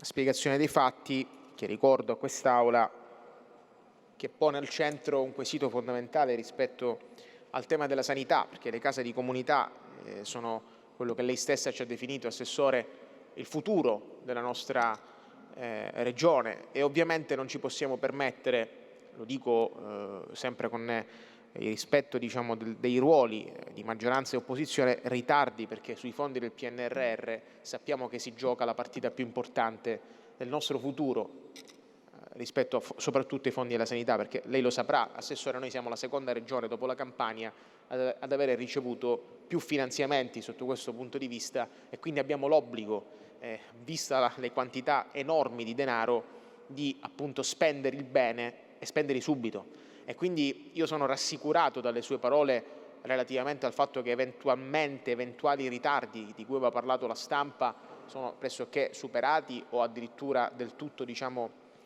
risolti, e ovviamente vigileremo, Assessore, perché non sia mai, e questo ovviamente non ce lo auguriamo, ma saremmo pazzi per farci una sorta di Arachiri per metterci appunto di perdere quei fondi che sono per la Sicilia dei fondi fondamentali per il futuro e lo sviluppo della nostra regione. Quindi mi dichiaro, rispetto alle sue parole, soddisfatto, con una ovviamente condizione di pressing che continueremo a fare in collaborazione totale per la salute dei siciliani. Grazie. Grazie onorevole Lavardera. Andiamo all'interrogazione numero 363, chiarimenti in merito alla mancata installazione della risonanza magnetica presso l'ospedale Salvatore Cimino di Termini Imerese, di cui alla delibera di direttore regionale dell'ASP di Palermo numero 934, a prima firma Sunseri e altri. La trasformiamo in risposta scritta. Grazie. Andiamo all'interrogazione numero 366, a prima firma Lavardera, chiarimenti urgenti in merito alla mancata erogazione delle spettanze stipendiali ai dipendenti delle residenze sanitarie assistite RSA siciliane. Prego, Assessore. Penso sia, ecco, forse era questa, uguale. Comunque non è un problema, la posso rileggere. No, Assessore, se l'onorevole ha ascoltato... Possiamo anche ricontrollarla. Onorevole Lavardera, se ha già ascoltato l'intervento, magari sì, lo dicevo poco fa, direttamente. le considerazioni che faceva l'onorevole De Luca, che rappresentava delle criticità nel comparto dell'RSA, io le ho più circoscritte in questa interrogazione relativamente alla mancata erogazione degli stipendi di oltre 400 persone che lavorano nell'RSA, ricordiamolo. Sì, comparto Carol, sì, esattamente, nel comparto Carol. E quindi io ricordo che al di là di questa situazione rappresentata da De Luca, anche noi abbiamo presentato un'interrogazione relativamente a appunto le strutture Carol, perché ci segnalano stipendi non pagati per mesi e soprattutto situazioni diciamo, precarie di ben 400 dipendenti che rischiano di finire in mezzo alla strada perché appunto insomma, non vengono pagati gli stipendi, con la beffa che mi risulta che invece da parte dell'ASP paradossalmente c'è una puntualità nei pagamenti e che quindi evidentemente, caro Assessore, se voi gli date i soldi e questi soldi a sua volta non li danno ai dipendenti, voi dovete essere messi nelle condizioni di controllare in modo preciso e puntuale, perché i soldi che noi diamo soprattutto a questi enti insomma, privati non ci possiamo permettere che non vengano insomma, utilizzati per il motivo per cui sono stati spesi. Io dico questo, io dico che sicuramente ci saranno delle criticità, però è opportuno verificare perché non ci sono i pagamenti di questi stipendi e come mai questi lavoratori lamentano questa condizione diciamo, di precarietà enorme, perché ovviamente noi dobbiamo controllare, siamo i controllori dei soldi pubblici che diamo a queste strutture. Quindi io mi auguro e auspico che questa situazione rientri alla normalità, diversamente prendete provvedimenti e cercate di capire quali sono le altre realtà che pagano puntualmente i dipendenti dell'RSA, nello specifico del comparto della sanità che lavorano nella Carol, Grazie. presso la Carol. Grazie. Quindi si dichiara come? Forse l'assessore vuole dire qualcosa, magari se dico qualcosa mi dichiaro. Va bene, assessore. Presidente, volevo solamente riprendere la stessa conclusione della precedente interrogazione, nella quale l'assessorato dichiara di avviare, laddove ci fossero ulteriori segnalazioni, quindi faremo rapidamente una verifica di questo, di avviare azioni ispettive proprie, non quelle che per norma di autonomia gestionale fanno le aziende provinciali competenti per territorio. Quindi era, come dire, una nostra intenzione già prevista. Bene, alla luce delle parole che ha assessore. detto, Assessore, quindi nella speranza che voi avvierete delle ovviamente ispezioni specifiche, mi ritengo soddisfatto nella celerità per il quale ovviamente opererete. Perfetto, grazie onorevole Lavardera. Andiamo all'interrogazione numero 384, forno crematorio Santa Cristina Gela, a prima firma Chinnici. Prego, Assessore. Grazie. Grazie Presidente. Con riferimento all'interrogazione di cui è l'oggetto si riportano gli elementi di risposta forniti dall'Assessorato Autonomie Locali e Funzione Pubblica con nota protocollo 66.975 del 26 luglio 2023. L'assessore alle autonomie locali e alla funzione pubblica premette che la competenza in materia di gestione cimiteriale è regolamentata dal decreto del Presidente della Regione 5 aprile 2022 numero 9, regolamento di attuazione del titolo secondo della legge regionale 16 dicembre 2008 numero 19. Rimodulazione degli assetti organizzativi dei dipartimenti regionali ai sensi dell'articolo 13,3 della legge regionale 17 marzo 2016, numero 3, che l'attribuisce all'assessorato salute, rimanendo in capo al Dipartimento delle Autonomie Locali una generica attività di verifica sulla legittimità degli atti posti in essere dalle amministrazioni comunali. Continua la nota di cui all'inizio precisando che nella fattispecie, pur nella incompetenza per materia, ha avviato un'attività conoscitiva delle iniziative poste in essere dall'amministrazione comunale di Santa Cristina Gela per la realizzazione di un forno crematorio, autorizzando anche un'attività ispettiva a conclusione della quale, come precisato nel relativo verbale, si è rilevato che dagli atti esaminati non emerge la possibilità da parte del Dipartimento Autonomie Locali di disporre la sospensione e tantomeno l'annullamento degli atti deliberati dal Comune nel rispetto dei principi di autonomia e sussidiarietà sanciti dalla Costituzione. Nello stesso verbale l'ispettore ha riferito che pertanto, fermo restando che dall'esame degli atti non risultano violazioni di legge da segnalare agli organi giurisdizionali competenti relativamente ai motivi che hanno determinato l'ispezione, fatti salvi eventuali profili legati alla conformità della procedura svolta per l'affidamento del progetto esecutivo che non sono oggetto di questa ispezione, si ritiene che solo l'assessorato competente per materia può dare esatto riscontro all'atto ispettivo, anche in relazione alla richiesta di sospendere o annullare ogni atto riguardante la realizzazione di un impianto crematorio a Santa Cristina Gela. Con riferimento a quanto di competenza di questo assessorato, il Servizio Igiene Pubblica e Rischi Ambientali del Dipartimento Attività Sanitarie e Osservatorio Epidemiologico riferisce che non ha rinvenuto agli atti nessuna documentazione inerente l'istruttoria per l'autorizzazione alla realizzazione del forno crematorio del Comune di Santa Cristina Gela. Il predetto servizio ha poi precisato che a seguito dell'emanazione della legge regionale numero 18 del 17 agosto 2010 aveva sollevato la problematica inerente alla gestione e la conservazione a meno 85 gradi centigradi per almeno 10 anni del materiale biologico da prelevare prima della cremazione dal cadavere a scopo giuridico e amministrativo, così come previsto dalla normativa vigente, la cui risoluzione era necessaria per la pianificazione degli impianti. Da notizie di stampa si è comunque appreso che il progetto relativo al forno crematorio in parola non ha avuto ulteriore sviluppo procedurale.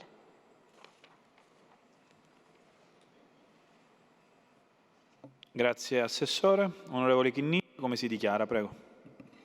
Grazie, soddisfatta. Grazie onorevole. Andiamo al numero 391, a prima firma Lavardera, interventi urgenti al fine di ripristinare le modalità di visita ai pazienti presso il centro Neurolesi Bonino Puleo di Messina. Prego Assessore, la 391. Presidente, mi perdoni. Allora, in data 8 agosto 2023, il Dipartimento Pianificazione Strategica competente per materia ha inoltrato formale richiesta di informazioni al direttore sanitario del presidio ospedaliero Bonino Puleio di Messina. Pertanto, non essendo pervenuta la relazione richiesta, non si può rendere la risposta. Sarà premura dell'assessorato sollecitare e ottenere quanto necessario. Grazie Assessore, quindi la rinviamo come interrogazione. Andiamo alla 300. Non può rispondere al momento, l'Assessore ha detto che sarà sua cura poi reperire ulteriori informazioni. Prego, onorevole Lavardera. Sì, Assessore, comprendo diciamo, come dire, sgomento di questa cosa, perché ovviamente insomma, queste interrogazioni erano già ben pianificate per tempo e quando gli uffici non rispondono, come dire, a un assessore bisogna tirargli le orecchie, perché tecnicamente, come dire, è una situazione delicata che riguarda un ospedale a Messina dove ancora oggi mi risulta che non fanno entrare le visite dei parenti come se fossimo nel pieno della pandemia. Grazie al cielo quel periodo l'abbiamo superato e quindi banalmente, al di là della risposta scritta che gli deve fare l'ufficio, faccia una chiamata diretta in questo ospedale e metta fine a questa storia che è veramente incredibile, perché quegli anziani hanno bisogno di avere la presenza dei loro parenti, dei loro cari per vivere un periodo difficile della loro vita, non si possono più vedere in questa condizione. Quindi la prego Assessore, non accada più che in quest'Aula venga e mi dica che non ha ricevuto la risposta degli assessorati, perché chi sbaglia a casa mia paga e quando non mi rispondono a casa mia, che non sono dentro un assessorato, insomma gli tiro l'orecchio e faccio le conseguenze del caso. Grazie onorevole Lavardera. Andiamo all'interrogazione numero 392, a prima firma carta che non vedo, quindi la trasformiamo in risposta scritta. Andiamo all'interrogazione 393, a prima firma Catanzaro ed altri, solo Catanzaro, la trasformiamo anche questa in risposta scritta, quindi la 393 la trasformiamo in risposta scritta. Andiamo all'interrogazione numero 400, a prima firma Lavardera, interventi urgenti finalizzati alla riduzione delle liste di attesa per l'accesso alle prestazioni sanitarie del Servizio Sanitario Regionale. Prego Assessore.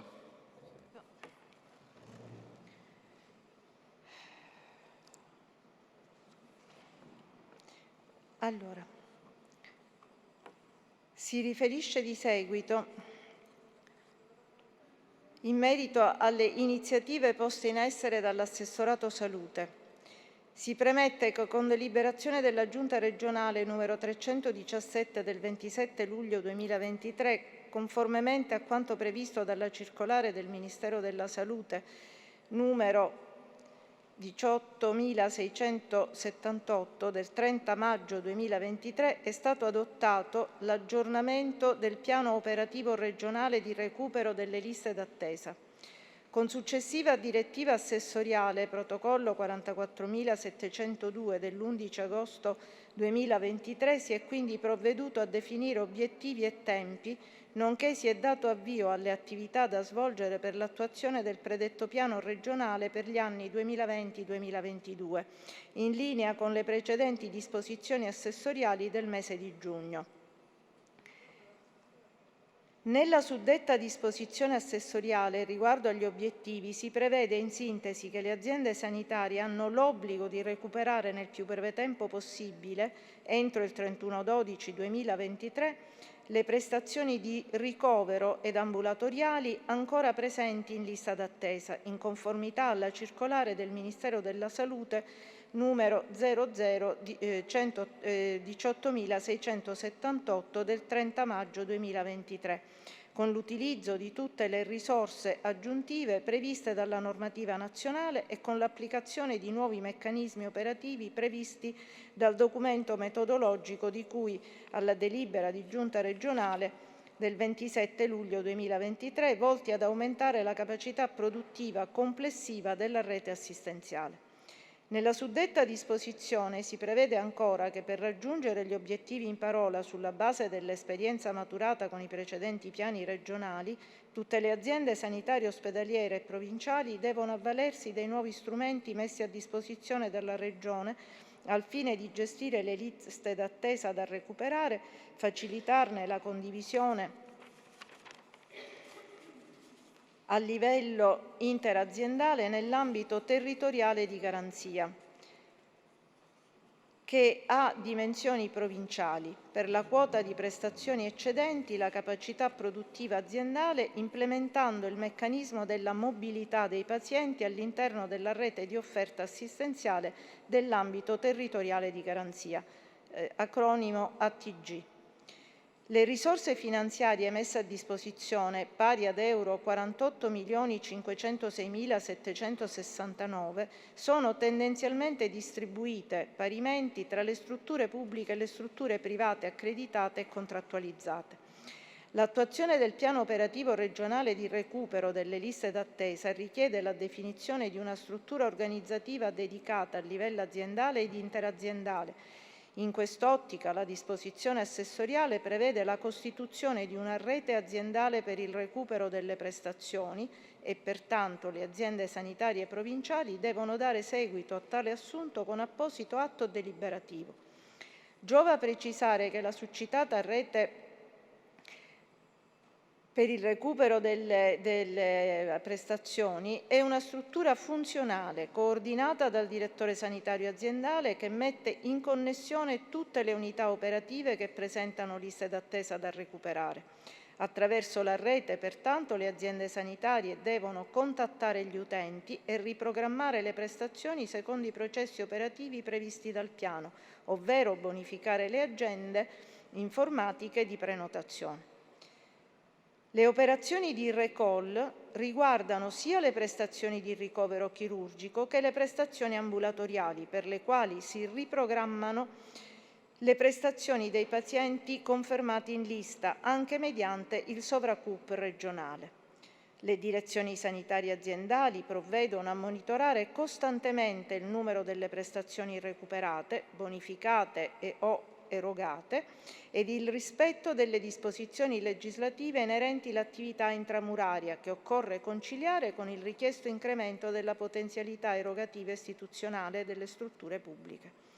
Nell'ambito delle disposizioni assessoriali dell'11 agosto ultimo scorso è stata prevista inoltre la costituzione dell'Osservatorio Recupero Prestazioni di Area Metropolitana da istituire come atto deliberativo aziendale. Tale organismo, coordinato dal direttore sanitario aziendale, è composto dai coordinatori delle reti ARP, dai referenti delle liste d'attesa e da un rappresentante dell'ospedalità privata con funzioni di favorire l'implementazione del nuovo modello interaziendale di gestione delle liste di attesa.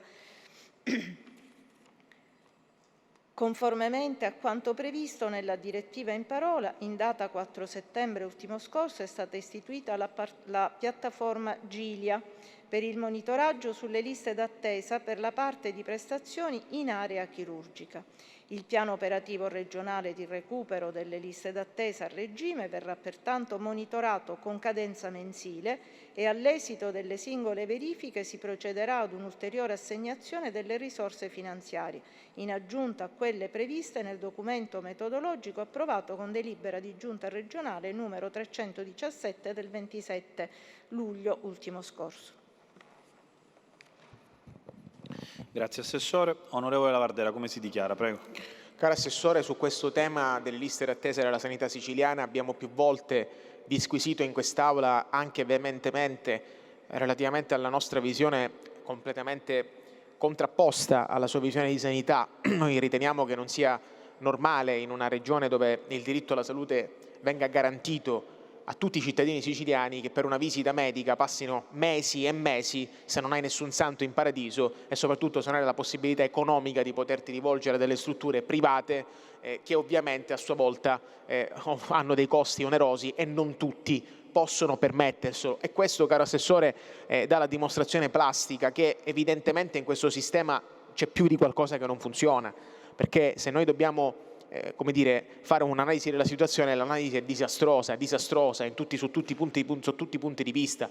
Visite specialistiche che ovviamente se non li fai pagando puoi scordartele, e come più volte detto da quest'Aula, anche con un tono ovviamente provocatorio, diamoci al sistema sanitario americano, che evidentemente è quello migliore di tutti. Paghiamo, facciamo un'assicurazione sanitaria sulla salute e poi ovviamente chi ha più soldi, come si dice in aramaico antico, non so se la conosce questo detto, qua il più pruvo le spara, non so se gliel'hanno mai detto questa definizione arcaica. Fondamentalmente chi ha più capacità economica ovviamente insomma lo fa. Allora io questo credo che non ce lo possiamo più permettere. L'assessore, il presidente della regione, Re Schifani II, ormai da me ribattezzato così per il suo modo di fare, sempre diciamo di soggetto che sta al di sopra di questo stesso Parlamento, ha annunciato più volte uno screening su questo sistema sanitario, abbatteremo le liste d'attesa, faremo, diremo, andremo, torneremo, scenderemo e saliremo, ma la sostanza è sempre quella.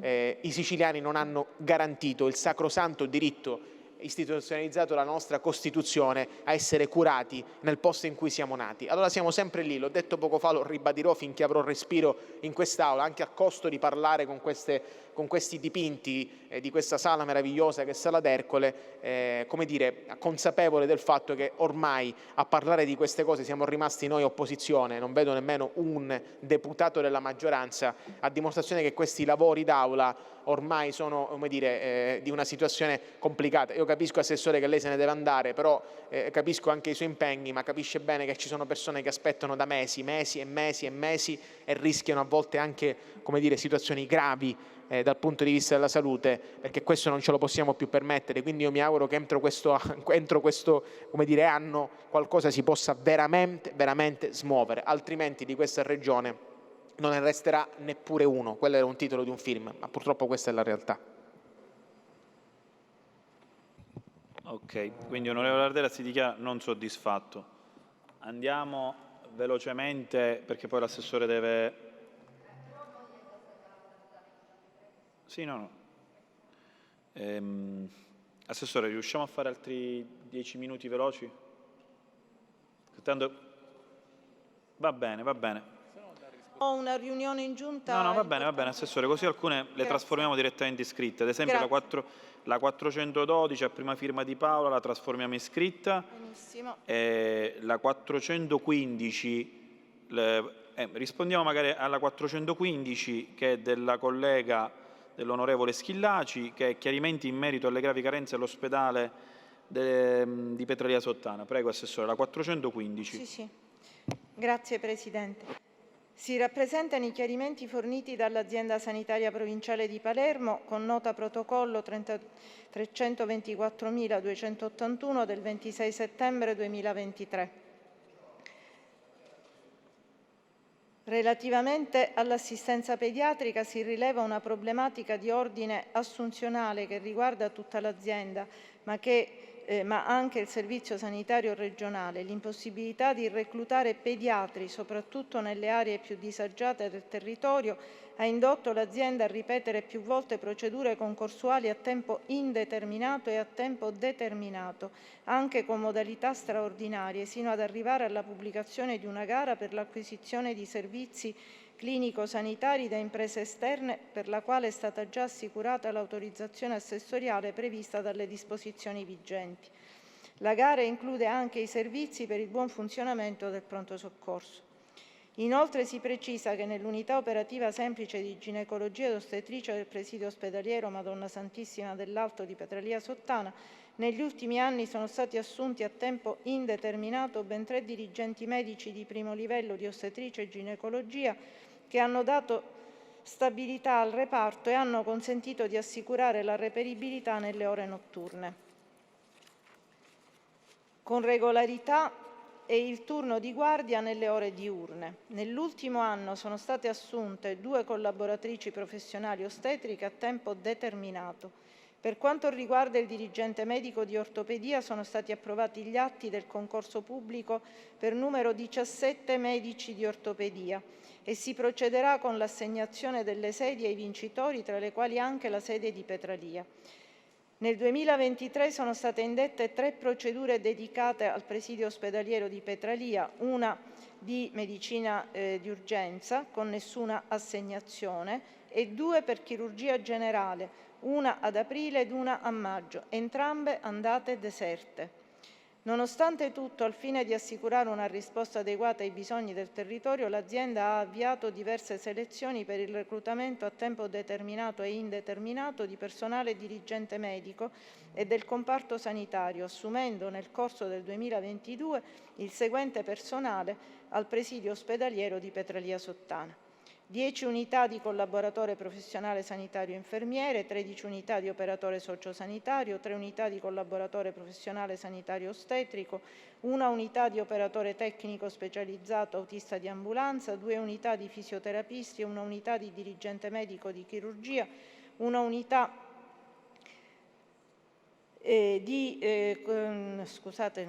CPS ortottista, 1 unità di tecnico sanitario di laboratorio biomedico. Sempre nel corso del 2022 sono state poi indette altre selezioni pubbliche a tempo determinato e indeterminato per il reclutamento di dirigenti medici di medicina interna, cardiologia, chirurgia generale, geriatria, ginecologia e ostetricia, radiodiagnostica, proponendo come sede di assegnazione anche il presidio ospedaliero Madonna Santissima dell'Alto di Petralia Sottana, ma nessun candidato ha manifestato la propria disponibilità per tale sede. Lo stesso dicasi per la procedura a tempo indeterminato per numero 10 medici di cardiologia, con ampliamento di ulteriori 21 con deliberazione 1933 del 15 dicembre 22. Nessuna scelta è stata effettuata per il periodo da parte dei vincitori. Al fine di supplire a questa carenza per la disciplina di cardiologia è stata attivata l'assistenza da remoto. Per il profilo di dirigente medico di anestesia e rianimazione a tempo indeterminato si sta procedendo all'approvazione degli atti concorsuali e comunque sono assicurate prestazioni aggiuntive da parte dell'organizzazione aziendale. Si rappresenta inoltre che è stato assegnato al nosocomio di che trattasi un dirigente medico di presidio e sono state disposte ulteriori prestazioni aggiuntive relative alle seguenti discipline: anestesia e rianimazione, gastroenterologia per esami di endoscopia, cardiologia. Relativamente all'assistenza geriatrica, nel nosocomio è allocata una residenza sanitaria assistita con 20 posti letto. A livello territoriale viene garantita l'assistenza domiciliare integrata attraverso la presenza di un fisioterapista, 2 infermieri, un assistente sociale e un dirigente medico geriatra. Tale servizio ha garantito assistenza a 320 richiedenti nel solo primo trimestre del 2023. La unità operativa di medicina garantisce una risposta geriatrica per casi più complessi. Grazie Assessore. Parola alla collega Schillaci. Assessore, la 416 la trasformiamo pure scritta, che è a prima firma dell'onorevole De Luca Antonino. La 454 la trasformiamo pure scritta, che è a firma dell'onorevole Marano Iose.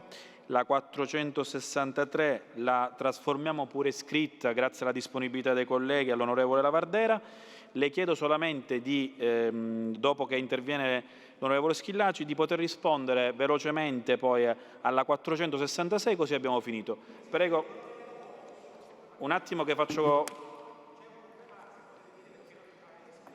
Sì, ora la ripristiniamo.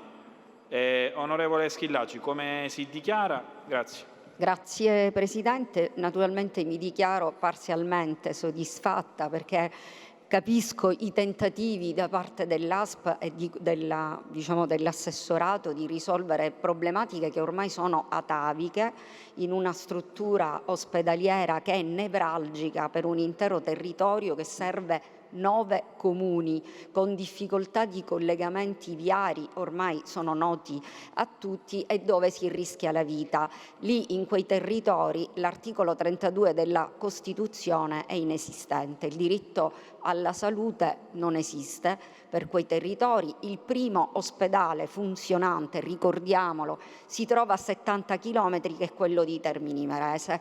Noi comprendiamo le difficoltà dell'assessorato, dell'ASP, però francamente, Assessore, quello che noi chiediamo è un cambio di passo assoluto, perché è evidente che con questi criteri, con questo tipo di organizzazione, nessun medico avrà mai voglia di andare in territori disagiati come possono essere le Madonie o come possono essere le isole minori. È ovvio che quello che si deve mettere mano è proprio all'intera rete e all'intera organizzazione e gestione. Addirittura in questo ospedale manca finanche un erogatore di quelli elettronici per l'erogazione dell'acqua, della semplice acqua da bere, perché non c'è neanche un bar all'interno del plesso, perché è stato chiuso. Quindi una situazione disastrosa non solo per chi arriva lì come utente, ma anche per chi lavora all'interno dell'ospedale. Altra cosa, io mi permetto di individuare e segnalare, poiché l'assessore Volo aveva già risposto a una mia precedente interrogazione che è stata discussa in Commissione Sanità, sempre sulla RSA e in particolare sulla vicenda della Carol, dei dipendenti che non sono stati pagati. Ci torno un attimo, perché ho sentito dire dall'assessore: se è il caso faremo delle verifiche.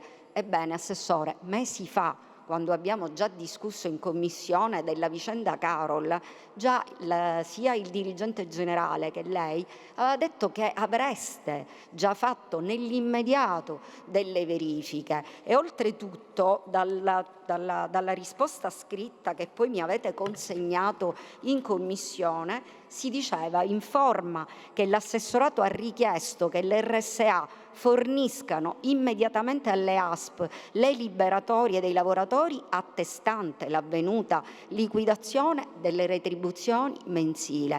Questa è carta straccia. Di tutto questo non ne abbiamo assoluta evidenza e i lavoratori manifestano ancora oggi. Quindi io torno a sollecitare un monitoraggio, un controllo davvero capillare su quella che è la situazione in generale dell'RSA, ma in particolare della Carol che opera a Palermo.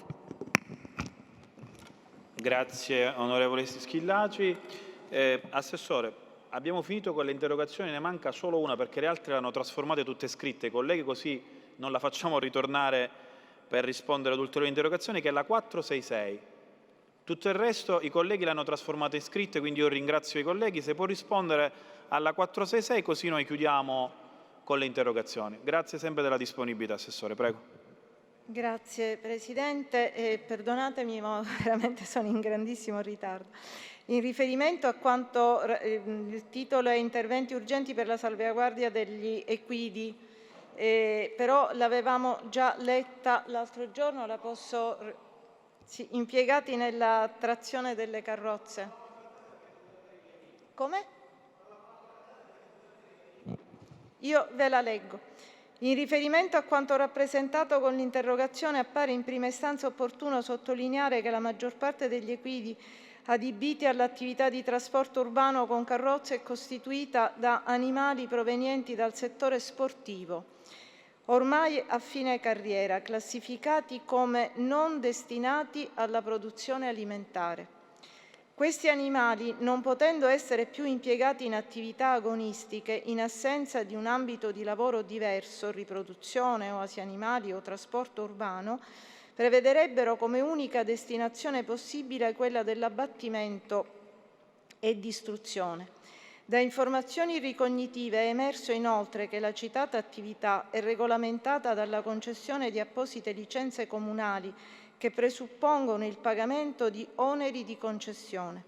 Ciò premesso, si evidenzia che già nel corso dell'estate del 2021, a seguito di un episodio di decesso di un cavallo adibito al trasporto urbano nella città di Palermo, era stato costituito un tavolo tecnico composto dalla ASP di Palermo, dall'Ordine dei Medici Veterinari e dall'Istituto Zooprofilattico Sicilia, che aveva fornito all'amministrazione comunale alcune precise indicazioni per l'emanazione di un provvedimento sindacale volto a tutelare i cavalli impiegati in tali attività di lavoro.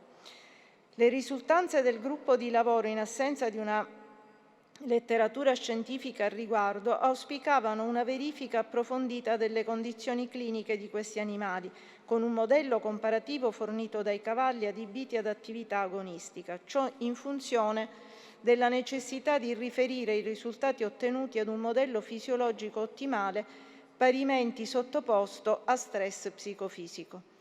Da interlocuzioni con l'Ordine dei Medici Veterinari della Provincia di Palermo e del Dipartimento di Prevenzione Veterinario dell'ASP di Palermo, lo studio avviato già da circa un anno in collaborazione con il Dipartimento di Scienze Veterinarie dell'Università di Messina è ancora in corso. Pertanto, in mancanza di un'adeguata letteratura scientifica che possa supportare decisioni di natura politica, si ritiene che gli interventi possono essere rivolti ad assicurare un'adeguata condizione di benessere nei momenti di ristoro, attraverso misure generiche quali ad esempio l'uso di pensiline, l'installazione di punti di foraggiamento, il divieto di trazione, di utilizzo di mezzi a trazione o di trasporto con equidi nelle giornate con temperature superiori ai 37 gradi centigradi e nella fascia oraria dalle 13 alle 15:30, così come già suggerito dal tavolo tecnico. Sembrerebbe utile altresì prendere in considerazione parametri restrittivi inerenti alla temperatura in relazione all'umidità ambientale. Tuttavia, sempre in considerazione della mancanza di dati scientifici, le scelte condotte in tal senso potrebbero risultare arbitrarie. Grazie Assessore. Onorevole Lavardera, come si dichiara? Sì, Presidente, non mi dichiaro per nulla soddisfatto, caro Assessore, perché questo problema è un problema che è veramente al centro del dibattito pubblico da diversi mesi nella città di Palermo, ma che ritengo anche nelle città siciliane, perché non è una risposta, siccome questi animali, questi cavalli non ce li possiamo mangiare, evidentemente magari li facciamo fare, diciamo, la trazione ai turisti, perché altrimenti li abbatteremmo. Per quanto mi riguarda non è una risposta, perché le posso garantire che le condizioni di questi cavalli sono tutt'altro che quello che lei ha citato in questa risposta. Le pensiline non esistono, i foraggiamenti non ci sono, questi poveri cavalli vengono trattati come cose e vengono insomma sfruttati da soggetti che, nonostante a volte, per la maggior parte delle volte, non dico tutti perché anche tra di loro ci sono degli abusivi, dei vetturini, conducono questi cavalli anche negli orari in cui l'eventuale prescrizione dell'ordinanza sindacale non è rispettata. Quindi, siccome ancora non c'è una letteratura scientifica, non significa, Assessore, che la politica non si deve prendere anche la responsabilità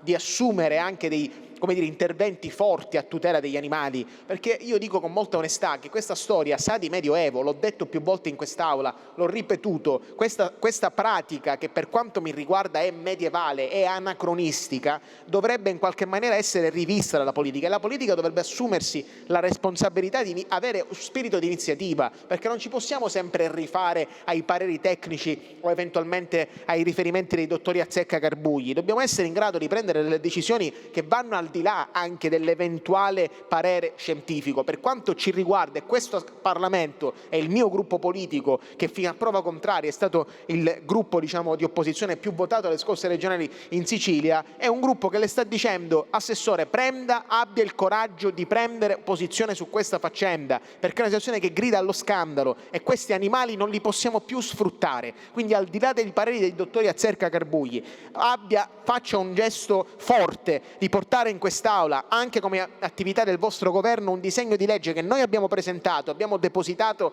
per abbattere definitivamente non i cavalli, ma questa pratica per quanto ci riguarda completamente medievale, perché i cavalli non meritano di essere trattati come sono trattati adesso, ed è una situazione davvero incredibile. Quindi la risposta non mi ritiene soddisfatta, le chiedo di usare coraggio. In politica, caro Assessore, bisogna avere coraggio di fare, e a volte le scelte possono essere anche, come dire, pesanti, possono essere insomma, scelte a volte inopportune, ma a volte quelle scelte possono determinare anche un maggiore consenso, perché i cittadini siciliani chiedono questo. Grazie Assessore.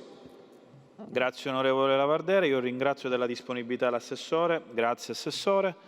Colleghi, io incardino i disegni di legge sui debiti fuori bilancio che sono stati esitati questa mattina dalla Commissione Bilancio, così come deciso ieri in Aula, e do termine emendamenti per lunedì alle ore 12 e rinvio l'Aula a martedì alle ore. Però prima di rinviare la seduta c'è un intervento, si era registrato precedentemente l'onorevole Lavardera come articolo 83. Prego, onorevole.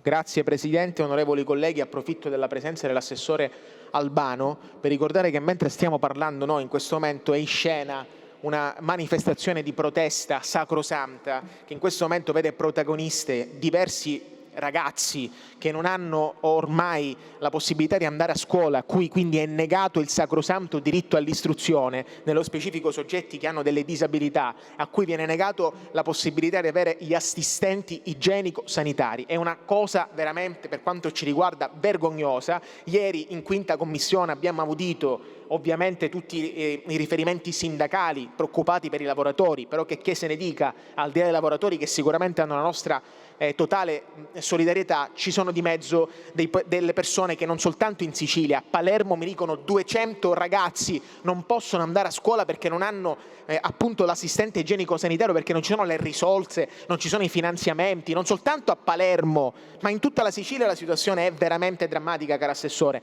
Noi non ci possiamo permettere di negare il sacrosanto diritto allo studio a dei ragazzi, perché quei ragazzi hanno ovviamente le necessità di andare a scuola, perché una cosa se sono gli ASACOM, che sono ovviamente quelli che garantiscono loro la possibilità insomma di avere un supporto scolastico, ma se a quei ragazzi non ha nessuno, scusi le parole forse impropria, che li porta in bagno, quei ragazzi evidentemente non se ne faranno nulla di qualcuno che gli dice come leggere se prima non hanno qualcuno che risponde ai loro bisogni fisiologici e primari. E quindi questa storia sa di veramente scandalo. Assessore, io le chiedo di non trincerarsi come è accaduto ieri, pur apprezzando la sua sensibilità, perché nessuno dice che sul tema lei si è dimostrata insensibile, anzi noi apprezziamo la sua sensibilità, ma non su eventuali leggi di competenza, lo Stato, la Regione, perché c'è una sentenza della Cassazione che hanno riportato bene, anche un parere del Ministro dell'Istruzione e della Ricerca che dice che questa è competenza della Regione. E per favore non mi venite a dire che i soldi non ci sono,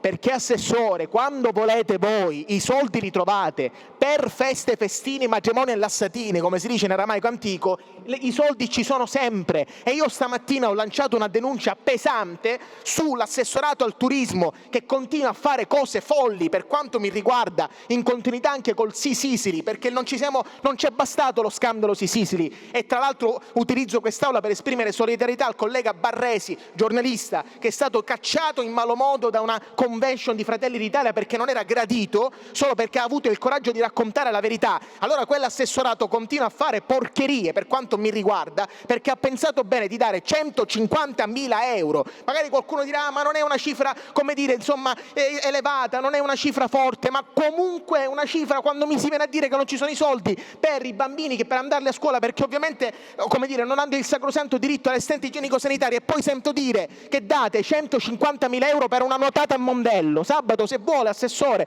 lei se ne va a Mondello, si fa una bella nuotata e allora c'è questi soldi stanziati per una manifestazione sportiva dove tra l'altro è chiesto ai partecipanti che vogliono nuotare a Mondello di pagare 70 euro. 70 euro, quindi il danno e la beffa. Ci sono le associazioni di categoria sportiva che sono veramente arrabbiati per come si utilizzano questi soldi, e mi pare surreale che noi continuiamo a dire che i soldi non ci sono e si spendono soldi per cose che potrebbero essere assolutamente evitate. C'è una norma di buonsenso, al di là delle leggi, delle leggine, delle norme ordinamentali, c'è una norma che è il buonsenso, e questa classe politica questa parola, il buonsenso, l'ha dimenticato, perché la priorità e la norma della giunta che si sta riunendo adesso dovrebbe essere quella del presidente Schifani, che dice smettiamola di utilizzare i soldi che sono della Regione per queste cose che non hanno un reale, come dire, riporto riporto alla vita concreta, io non dico che sono contro lo sport, ma dare 150.000 euro per una manifestazione sportiva perché c'è la nuotata a Mondello,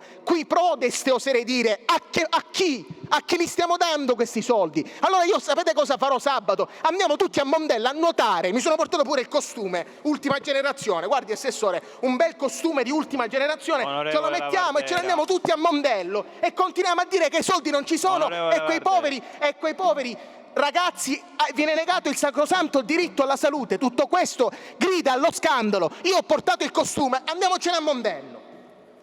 Grazie, onorevole Lavardera, poteva evitare di portare il costume in quest'Aula. La seduta è rinviata a martedì alle ore 15. La seduta è chiusa.